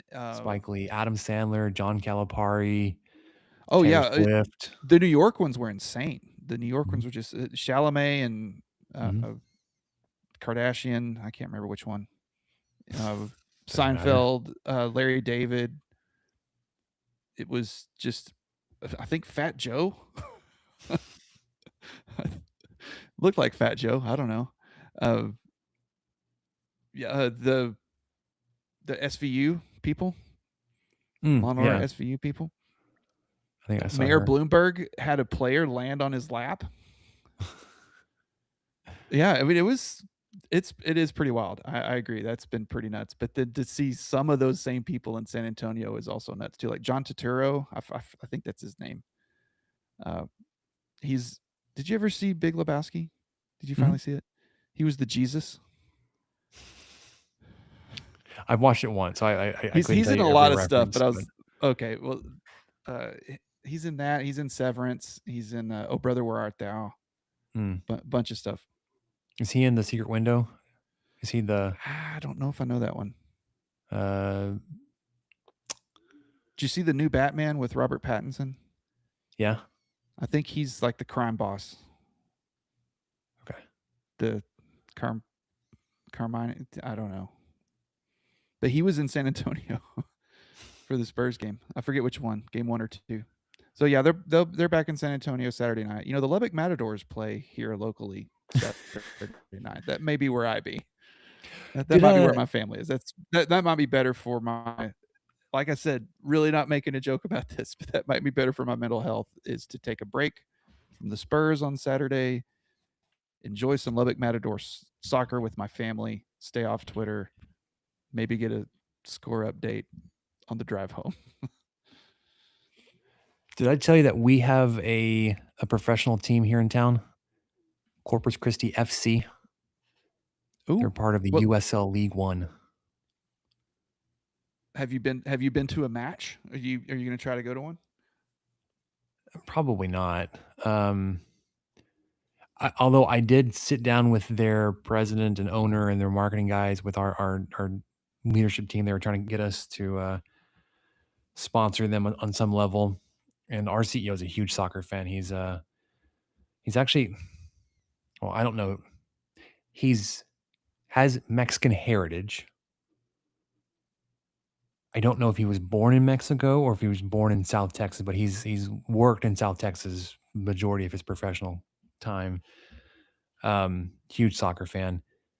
When they left, he was like telling us all that was wrong with what their system was set up and how we weren't going to get involved with it for X, Y, and Z issues. And I was like, things I would not have picked up on because I just don't know soccer issues and all that kind of stuff. But yeah. Well, speaking of the soccer, Sharks, it's a perfect segue to our beloved under 10 Queen Bees. I have a final update.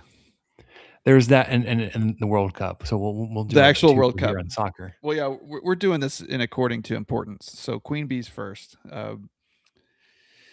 Played in the championship, won their 2 playoff games, won their bracket, and on Sunday, May 15th, headed out to Burl Huffman to take on the Little Ballers. The Queen Bees were 8-0, undefeated on the season.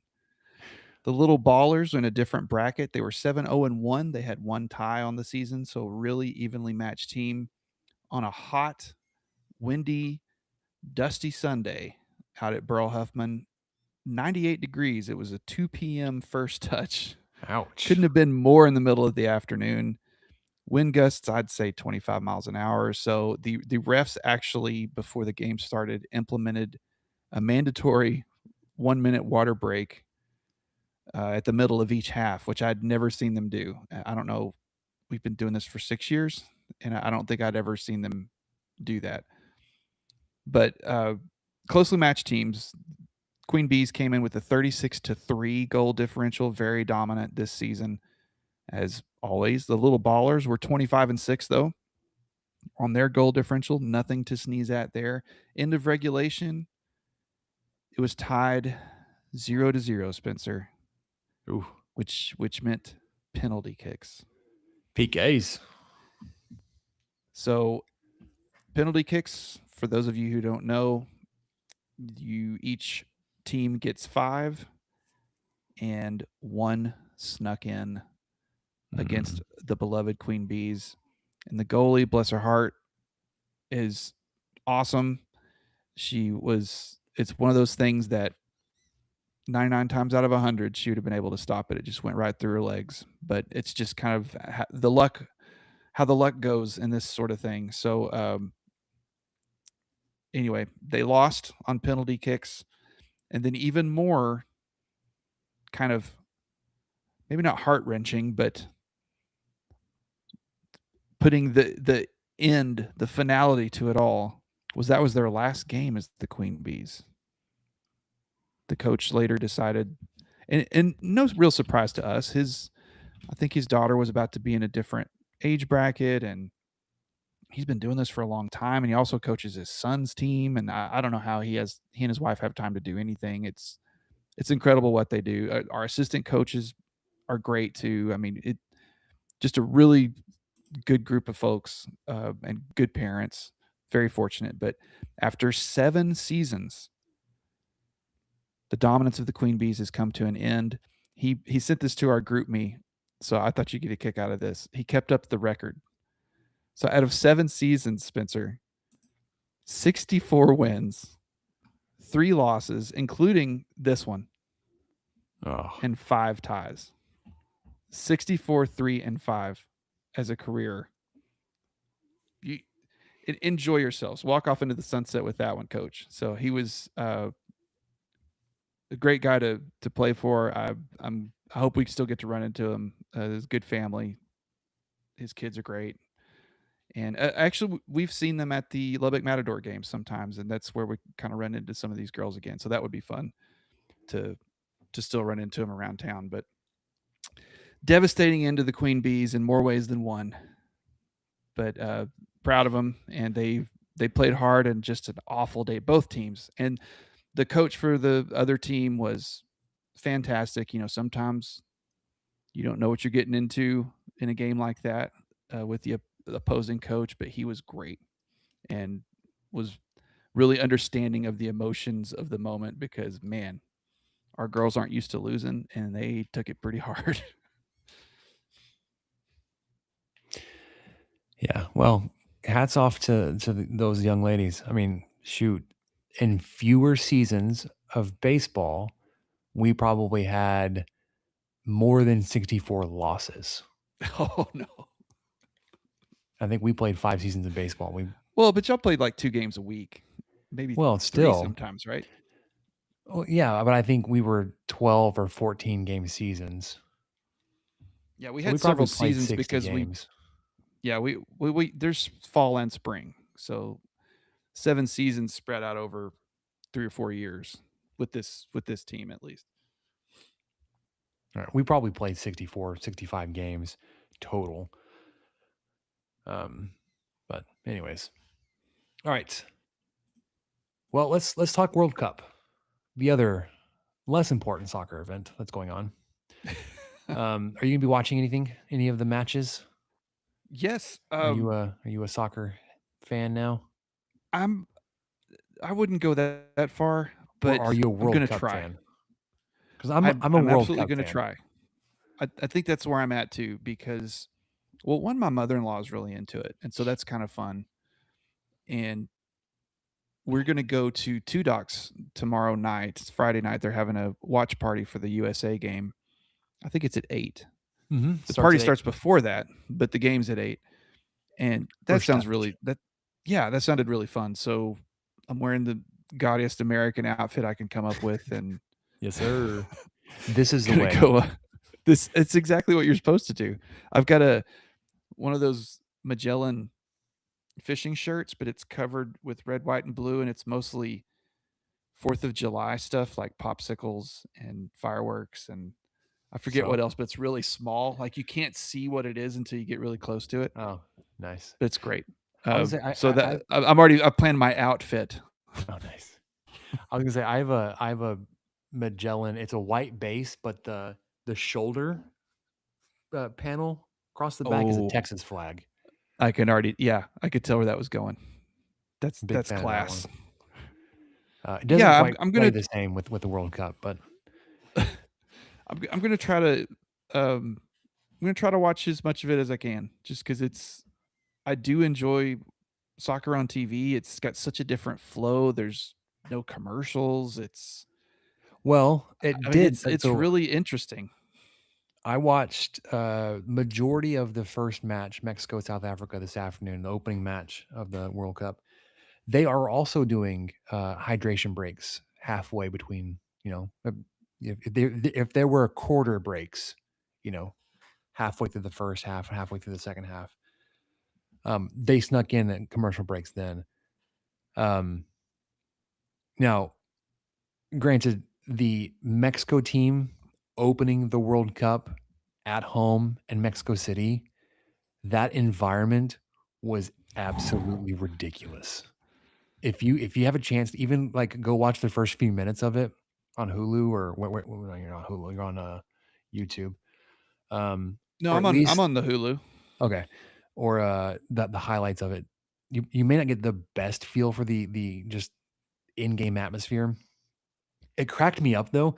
So Mexico started off with possession of the ball, and they were like, it was like a very stereotypical thing that like Americans would be frustrated with. They were just holding on and just kind of prodding around for the first few minutes, trying to figure out how South Africa was going to respond to possession and on defense. The second South Africa had possession, boos and whistles, and it was like they just, as soon as South Africa touched the ball, they like the crowd was all over them, just booing, and not like booing their team for turning over the ball, because like every possession that doesn't end in a score ends in a turnover. So it's not like you're going to boo your team for turning the ball over usually, Sure. but Yeah, like not in soccer. yeah, Yeah. instantly starts booing and whistling, which is, the negative sound noise that you would make. Um, Mexico ended up winning 2-0. South Africa had two different players sent off on red cards, so they finished the game with 9. Um, and like 9 versus 11. There were times where like the Mexico crowd was frustrated that Mexico, what like the team wasn't more aggressive and scoring more. So it was 1-0. South Africa had a player sent off via red card. They scored another goal, but like they had gotten like not chippy. The crowd was restless. They were like, guys, you're up a player against a not good team. Bury them. And they scored a second goal. And then South Africa was pressing and they were being a little too aggressive. Then had another guy sent off via red card. And like Mexico was perfectly fine just sitting back and like running clock essentially. Their fans were not having it. Like, no, go score. Go score every time you touch the ball, essentially. It was fun. It was wild. They played at is it Estadio Azteca? It's just a I just fantastic had that pulled up. environment. Yes. Yes, I think so. And uh, you'll get a kick out of this. One of the things that I noticed today was it's just called Mexico City Stadium. I think they Who knows? rename stadiums like that for the World because I think they had to. Oh, Hold duh. on, because I think they had to rename AT&T Stadium in Dallas to something like that to Yeah. remove the sponsor. The sponsor. Yeah, that kind of makes sense. Because the sponsor didn't, when they bought that sponsorship, they probably didn't pay enough money for FIFA's liking. Yeah, probably not. Wait, where's our cut? Oh, nope, you can't call it AT&T. Nope, we're not getting a cut from that. Heck with that. Yeah. Can we So remove the AT&T? How hard is that to do, Jerry? Can you just take that off the top of the stadium? and they had so they actually had to cover the logo on top of the stadium, or not the logo, the word mark. Did they really? I was just Mhm. joking. No, they for sure had people covering AT&T on the roof of the stadium. They had almost When we did that 81,000 people. stadium, when we did that stadium tour, at AT&T. I knew that they were going to have to cover some of the stuff inside. I forgot which one. I think the Miller stuff had to be covered, and there are a couple other things. Maybe Dr. Pepper, because I think Coca-Cola is a sponsor. So I don't think, because they've got Dr. Pepper and Miller all over the place in AT&T Stadium. So I think they had to maybe look for that when they play there. But yeah, I'm excited about it. I'm going to try to watch as much of it as I can. I know I missed I've got a scoring update because I'm sure a lot of you guys were wondering how Czechia fared against the Korea Republic, and they lost 2-1. So Korea Republic gets a win tonight. They also played in Mexico City, I believe. No, that was in Estadio Guadalajara. Okay, so in Mexico, but not Mexico City. The elevation, that's what I was getting at. Took me a while to finally come back around to it. Elevation of Mexico City, Spencer. Do you have any guesses? It's Have high. you looked this up? It's Yeah. no, I know that they've talked about it before. It's significant. 7,400. Oh my gosh. Well, it's like 7,350 is what I saw initially. But yeah, it's basically, it's like going up to Wyoming. Gotta be careful. Some, isn't it? I thought Wyoming was 7,000 something, wasn't it? Laramie? Let's see. Laramie? Did you get that new Ram Laramie? Let's see. 7220. Oh, sorry. Officially 7165. Mexico City's got them beat. Yeah. I had no idea you were talking about high there. U.S. first touch, their opening match versus Paraguay tomorrow night, Friday night, SoFi Stadium in Inglewood. So I'm sure just like the Mexico match, it's going to be unbelievable environment tomorrow night. Another thing I've enjoyed, and then people are trying to ruin it, but on Twitter there are several accounts of, I'm just going to say the word foreigners. I don't mean that in a derogatory sense, but people from European countries and elsewhere journeying through our great nation, going to Auburn or going to Houston or going to Bass Pro Shops and Buc-ee's and Waffle House and all this kind of stuff. And I am just, that content is for me. I don't care if it's contrived. I don't care anything about it aside from I am here for a Scottish man eating brisket in Central Texas. Let's go. I will watch that. Do you see the pictures and videos of the Argentinian team practicing in Jordan-Hare, Auburn? It's like they had like Auburn fans taking pictures of Messi. Hey, speaking of rain, it's raining here now too. So is there a team like outside of the US, is there a team you're going to pick up and follow, like you're going to root for? Because the US is like, they're not picked to be contenders in this tournament. Is there somebody like you're gonna pick up on like as a favorite? Like I'm gonna follow them. I hadn't really planned on it. I mean, my mother-in-law really is in France is in it, right? This is how little I know. They are. I think they're the overwhelming favorites to win it. Okay, well, she was a French teacher in school and has been to France and stuff, and so she just kind of follows them, and so I'll probably naturally kind of lean that direction just because I know she'll be into it, and she'll probably talk to me about the games or want to, and I don't want to be the guy that's like, oh yeah, I didn't watch. Sorry. You're really into this thing and I just ignored it. So probably France. And see, I didn't even know they were a favorite. I just know that's kind of her team. Yeah, so they made the finals last year versus Argentina, and it went all the way to penalty kicks. I say last year, I meant last World Cup.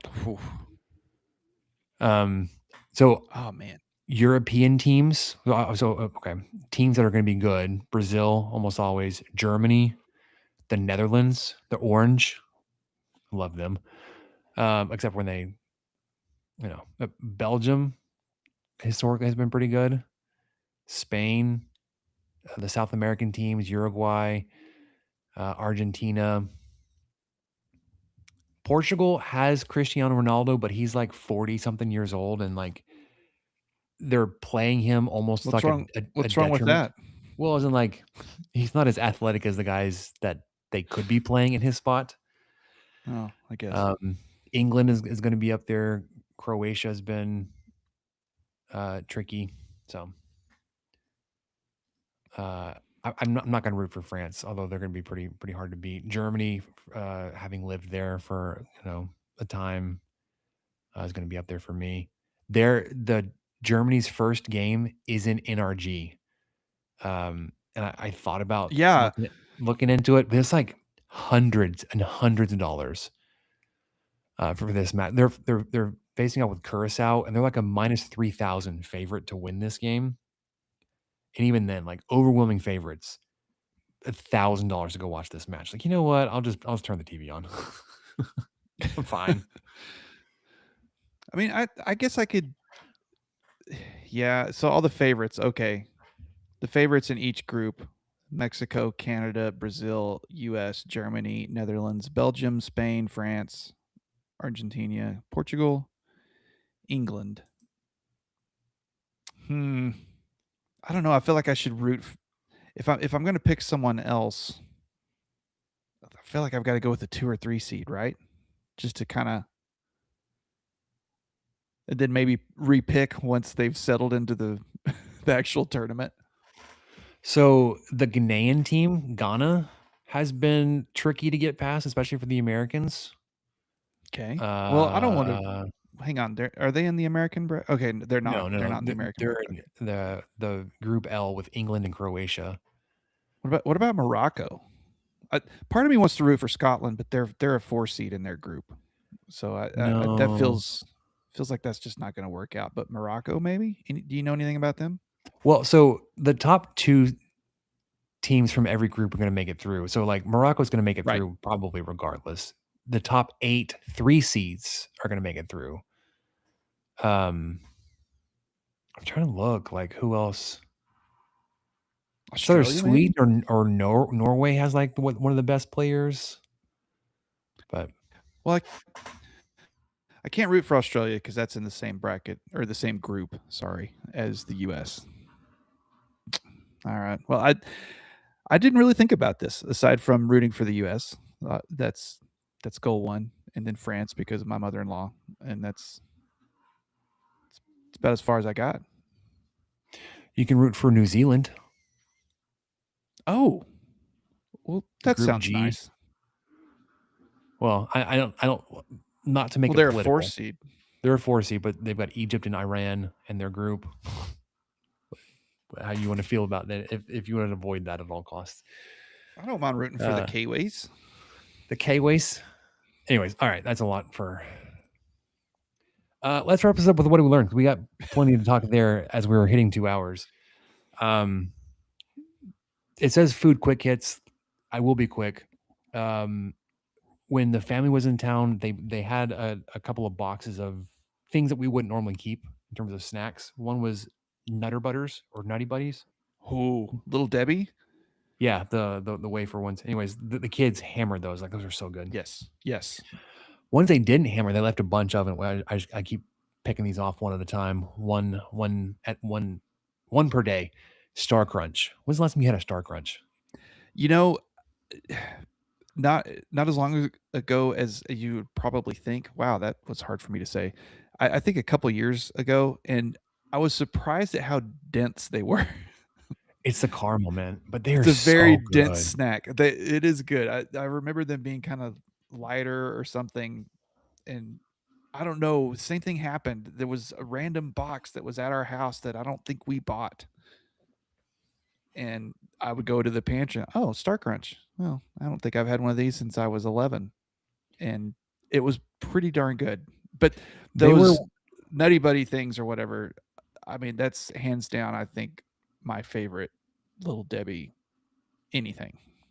so if we had any like this in the house when we were growing up, it was either Star Crunch or oatmeal cream pies. Yeah, the oat milk and pie. Let's see. My wife likes those. I can kind of take or leave them. It's weird to say this, but they're almost too sweet. Mm. They're like super sweet. I like the. I also like the oh, the Hostess cupcakes. Mm. Or I don't know if they're Hostess, but whoever. I think Little Debbie makes a version of it too. The the chocolate Swiss rolls, whatever those Yeah, are. those are good. I like those I, quite a bit. I think a lot of the packaged ones that have like some kind of cake in them are going to be too dry and crumbly for me. Ooh, okay. Well, I agree with you, but then again, there's Christmas cake zebra Okay, or the Christmas the zebra Christmas cakes. zebra cakes are pretty dang good. Yeah. The cosmic brownies are good. That was Oh another yes. thing that Mhm. somehow got left at our house. I don't know if I'd ever had one until I was in my 40s. Like, oh gosh, well, I don't need to buy these. This will be a treat. My quick food hits, as I alluded to 2 hours ago, on the dot. We're coming back to it.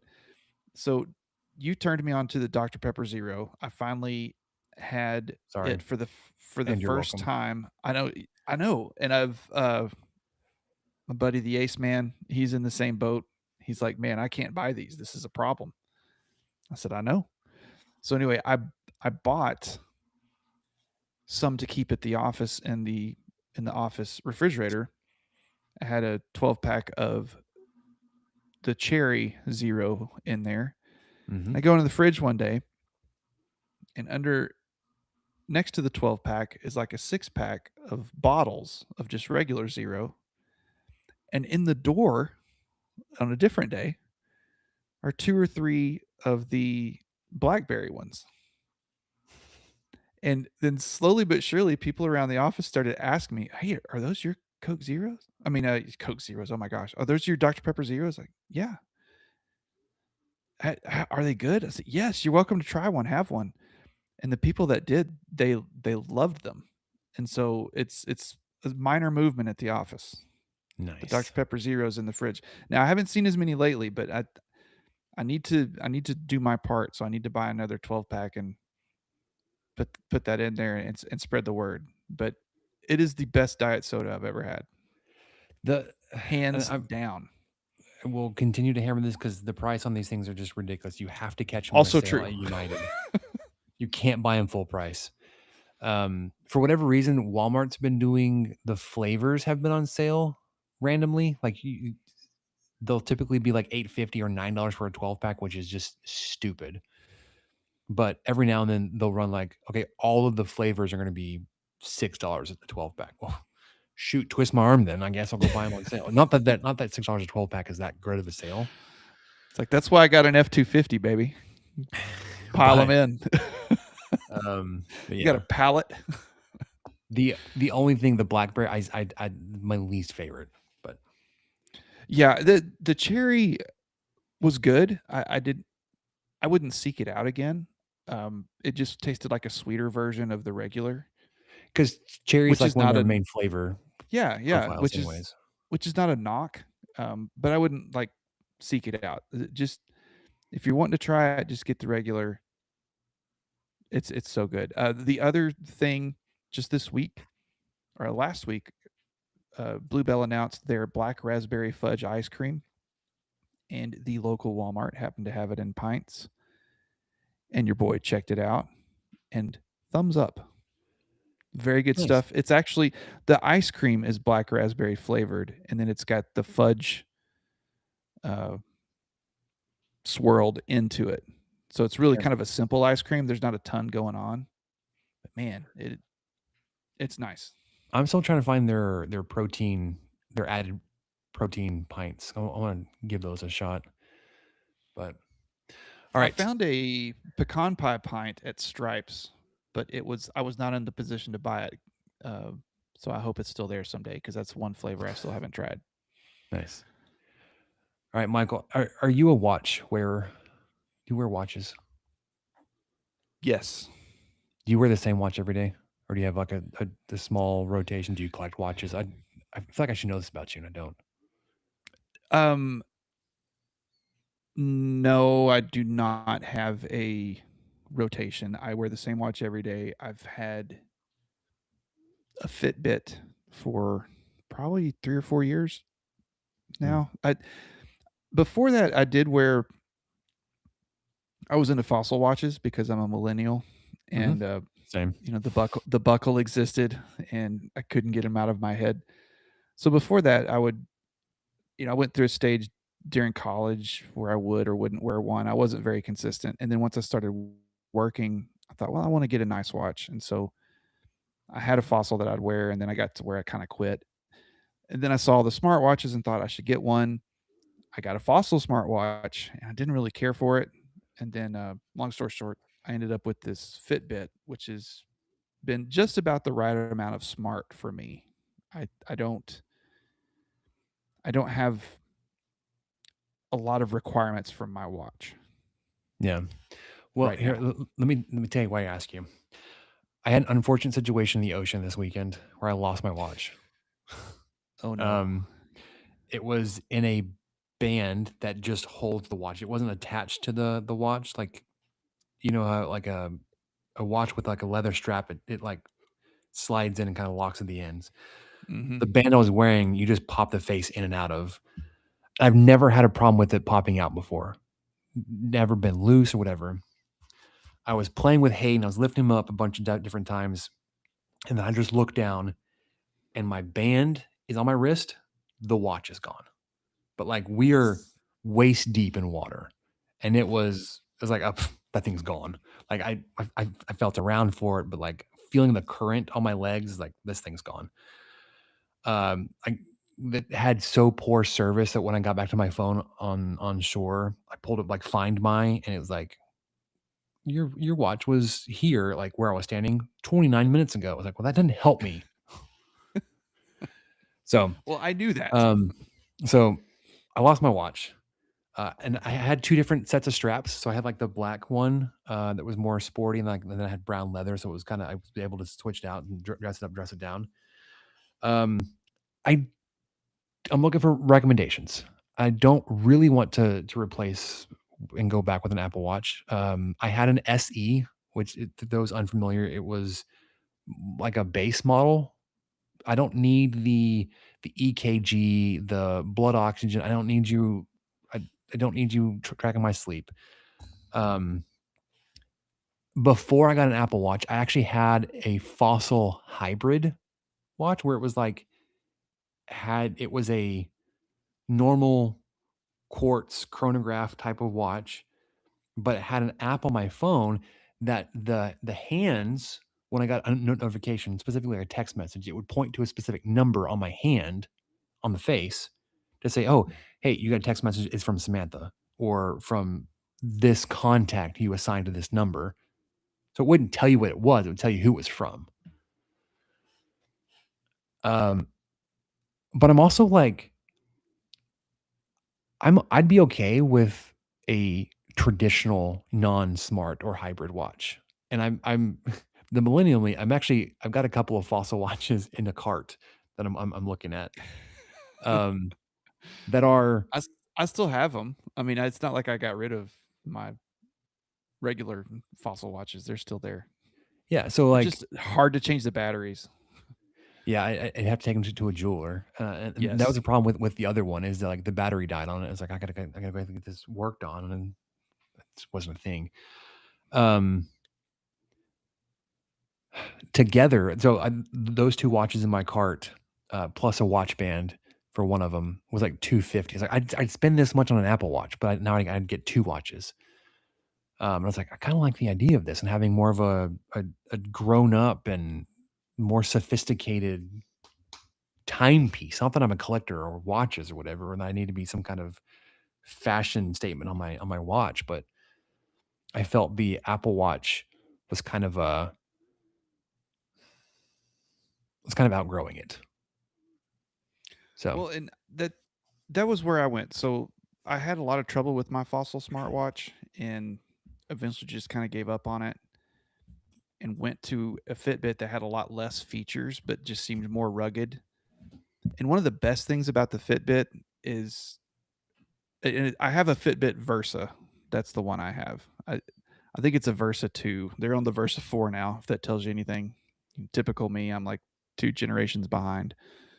But it you could read it shows you the texts, you could read them.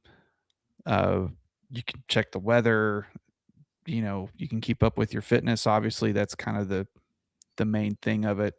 You'll get notifications for emails if you want them. You can turn notifications on and off easily within the app. You can't like reply to stuff. I don't know if that's important to you. You have some quick No. options where you have like 5 things where you can just say okay, yes, no, sounds good, and you can change those to whatever you want. But yeah, I can see, unless it's a super long message, I can see what people text me. I can see the beginning of emails. I can see calendar things going off. So it is useful and customizable in that aspect, but it does not have the features of a quote unquote normal smartwatch. You can't type a response, and I don't even know what a Yeah. normal smartwatch does. There's not a lot of games. There's not, all that kind of junk. It's pretty bare bones, but it's really rugged and it's lasted me for years. And I only have to charge it like every 3 days. Well, so one, I wasn't even this pared down version of an Apple Watch that had reduced functionality set. I wasn't using all of it. And when I tried to use it, I just got frustrated. I was using the same couple of functions on it, and even then, it was so clunky and not user friendly. I was like, "This watch is a few years old, but like I spent all this money on a smartwatch that actually it's more irritating, like the user experience, the constant buzzing and dinging, and then when I try to use something on it, it being slow and delayed. It's like I don't need all this." So like I don't need. It's why I'm like I'm almost I'm almost decided that I'm not going to have a smartwatch because when had one, it just wasn't. I didn't jive with it. Yeah. So The few times like when we go to a pool or something, I will obviously, this one I think is water resistant, but I'm not going to wear it in a pool. And I just don't trust it that much. So I have like a Casio mhm. because it's amazing how many pools you go to don't have a clock anywhere, and you've got kids and you need to keep up with sunscreen time and a bunch of things, and you just need to know what time it is. It's just really simple. It is so enjoyable, Spencer, to have a watch that can't tell me crap except what day it is and what time it is. I, no, Oh, I don't and know if someone's texting me. I don't know if work is emailing me. I don't know if any of that is going on. I'm blissfully in the pool, enjoying myself, and I know all I need to know that is was the that other it's thing that was 4:30 and we're going to try to leave at 5:15 or whatever it is. that was so frustrating about this Apple Watch is because it was almost always on and it was almost always trying to track like heart rate and everything. I could get like 12 hours of use out of it, and then it had to be charged. Oh Like man, yeah. it was an everyday thing. I could only wear it like when I put it on for my workout, I would have to take it back off on the charger while I got ready for work to put it back on so it would last the rest of the day. Um, so it's like it doesn't even last a full day. Well, So just to give you an idea, so the new Versa, the Fitbit Versa 4, which is just the newer model of what I have, it's on sale for 150 right now. Google, of course, owns Fitbit now, so it's technically a Google watch. And it is quoting battery life of 6 days. Now, that may be possible. I'm just saying my experience with the older watch, you're looking at 3, maybe 4. But yeah, I charge it twice a week, and it's years old, and it's still, and it not only when you charge it, it takes like 30 minutes. So if you think about it when you get up and you're like, "Oh, dang, my watch is low," you can just charge it while you're getting ready and it'll be 99% when you leave the door.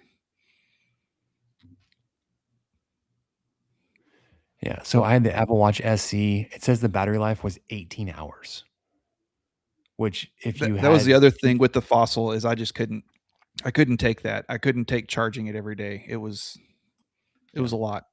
all right. I've probably talked about this before. Uh, we're coming up at the end of our lease, so we're kind of evaluating what's next for us. With the prospect of having to move again. And I was looking through the kitchen lately. I was like, Michael, I have a lot of plastic cups.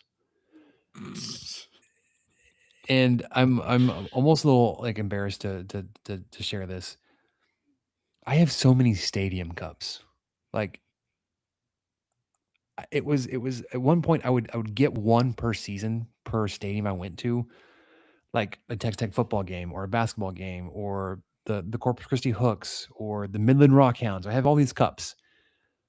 But then after a few years of doing this, and we only keep one, I have boxes worth of these cups. And it's so stupid. Help. Well, I do remember back in the day when we were recorded at each other's houses, I would often bring a beverage and you would provide a cup with ice in it for me. And I swear it was a different plastic cup every time. It could have been. We could have recorded It like was a like, different cup every time we've recorded this podcast, and we have yeah, not reused a cup. it was Rudy's or uh, I think he had a Dickies, some of those. I have 3 Like you Rib said, Crib some cups. stadium cups. Oh, rib crib. Yeah, there Were those black? no, I have 1 green and 2 orange. Oh, okay. Okay. Oh, I had a meat church cup that was Ah, black. that was I good. think I think that may be what I'm thinking of. But yeah, that was you're fine. You're good. You're in a safe place. All right, that's all I had. Okay. I just wanted to recap everybody. I will be quick with this. And Texas Tech fans may not realize this, but we've already talked about some of them. But I'm sure a lot of your teams overlap with mine, most of them being Texas Tech teams. Just kind of wanted to go over how gut wrenching the season has ended for a lot of our favorite teams this past calendar year. So, Texas Tech soccer lost in the Big 12 championship to Baylor on PKs. They actually had to go beyond 5 until they went to sudden death, and it was 7-6. So they lost the Big 12 championship and then went on to lose the second round of the NCAA tourney on PKs. Lost 4-3 on that one. Football, of course, was skunked 23-0 in their first CFP appearance after a historic season in a Big 12 championship. Men's basketball was blown out 90-65 in the second round of the tourney by Alabama.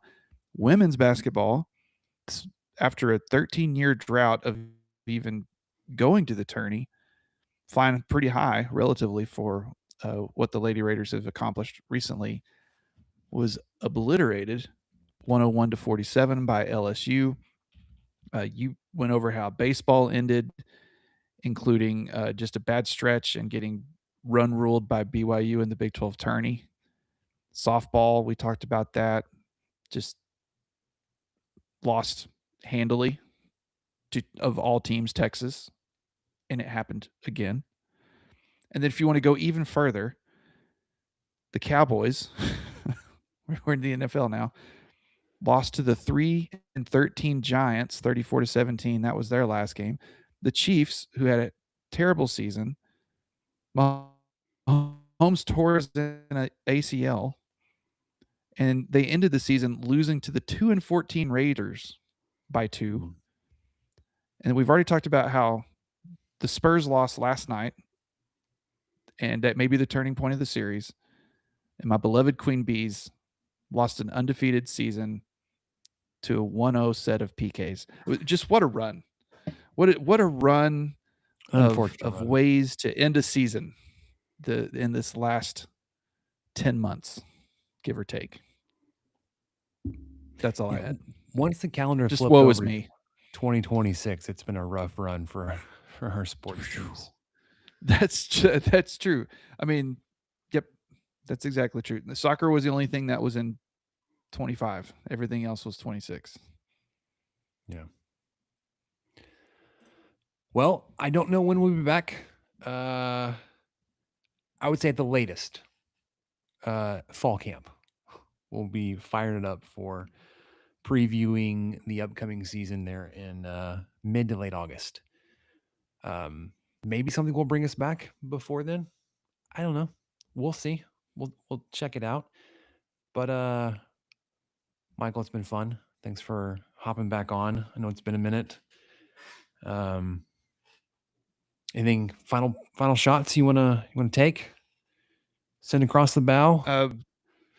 USA, go Spurs, go. All righty. Well, with that, we're gonna wrap it up. We'll be back at some point to recap whatever happens with Sorsby, the World Cup, get us reset and resituated for the 2026 football season. But until then, have a great summer. For Michael, I'm Spencer. Catch you guys next time.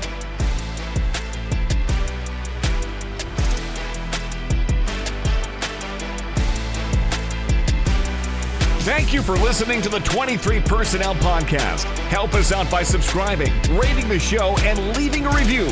Follow us on Twitter at 23 Personnel, Spencer at PuntSuck, and Michael at Michael_LBK.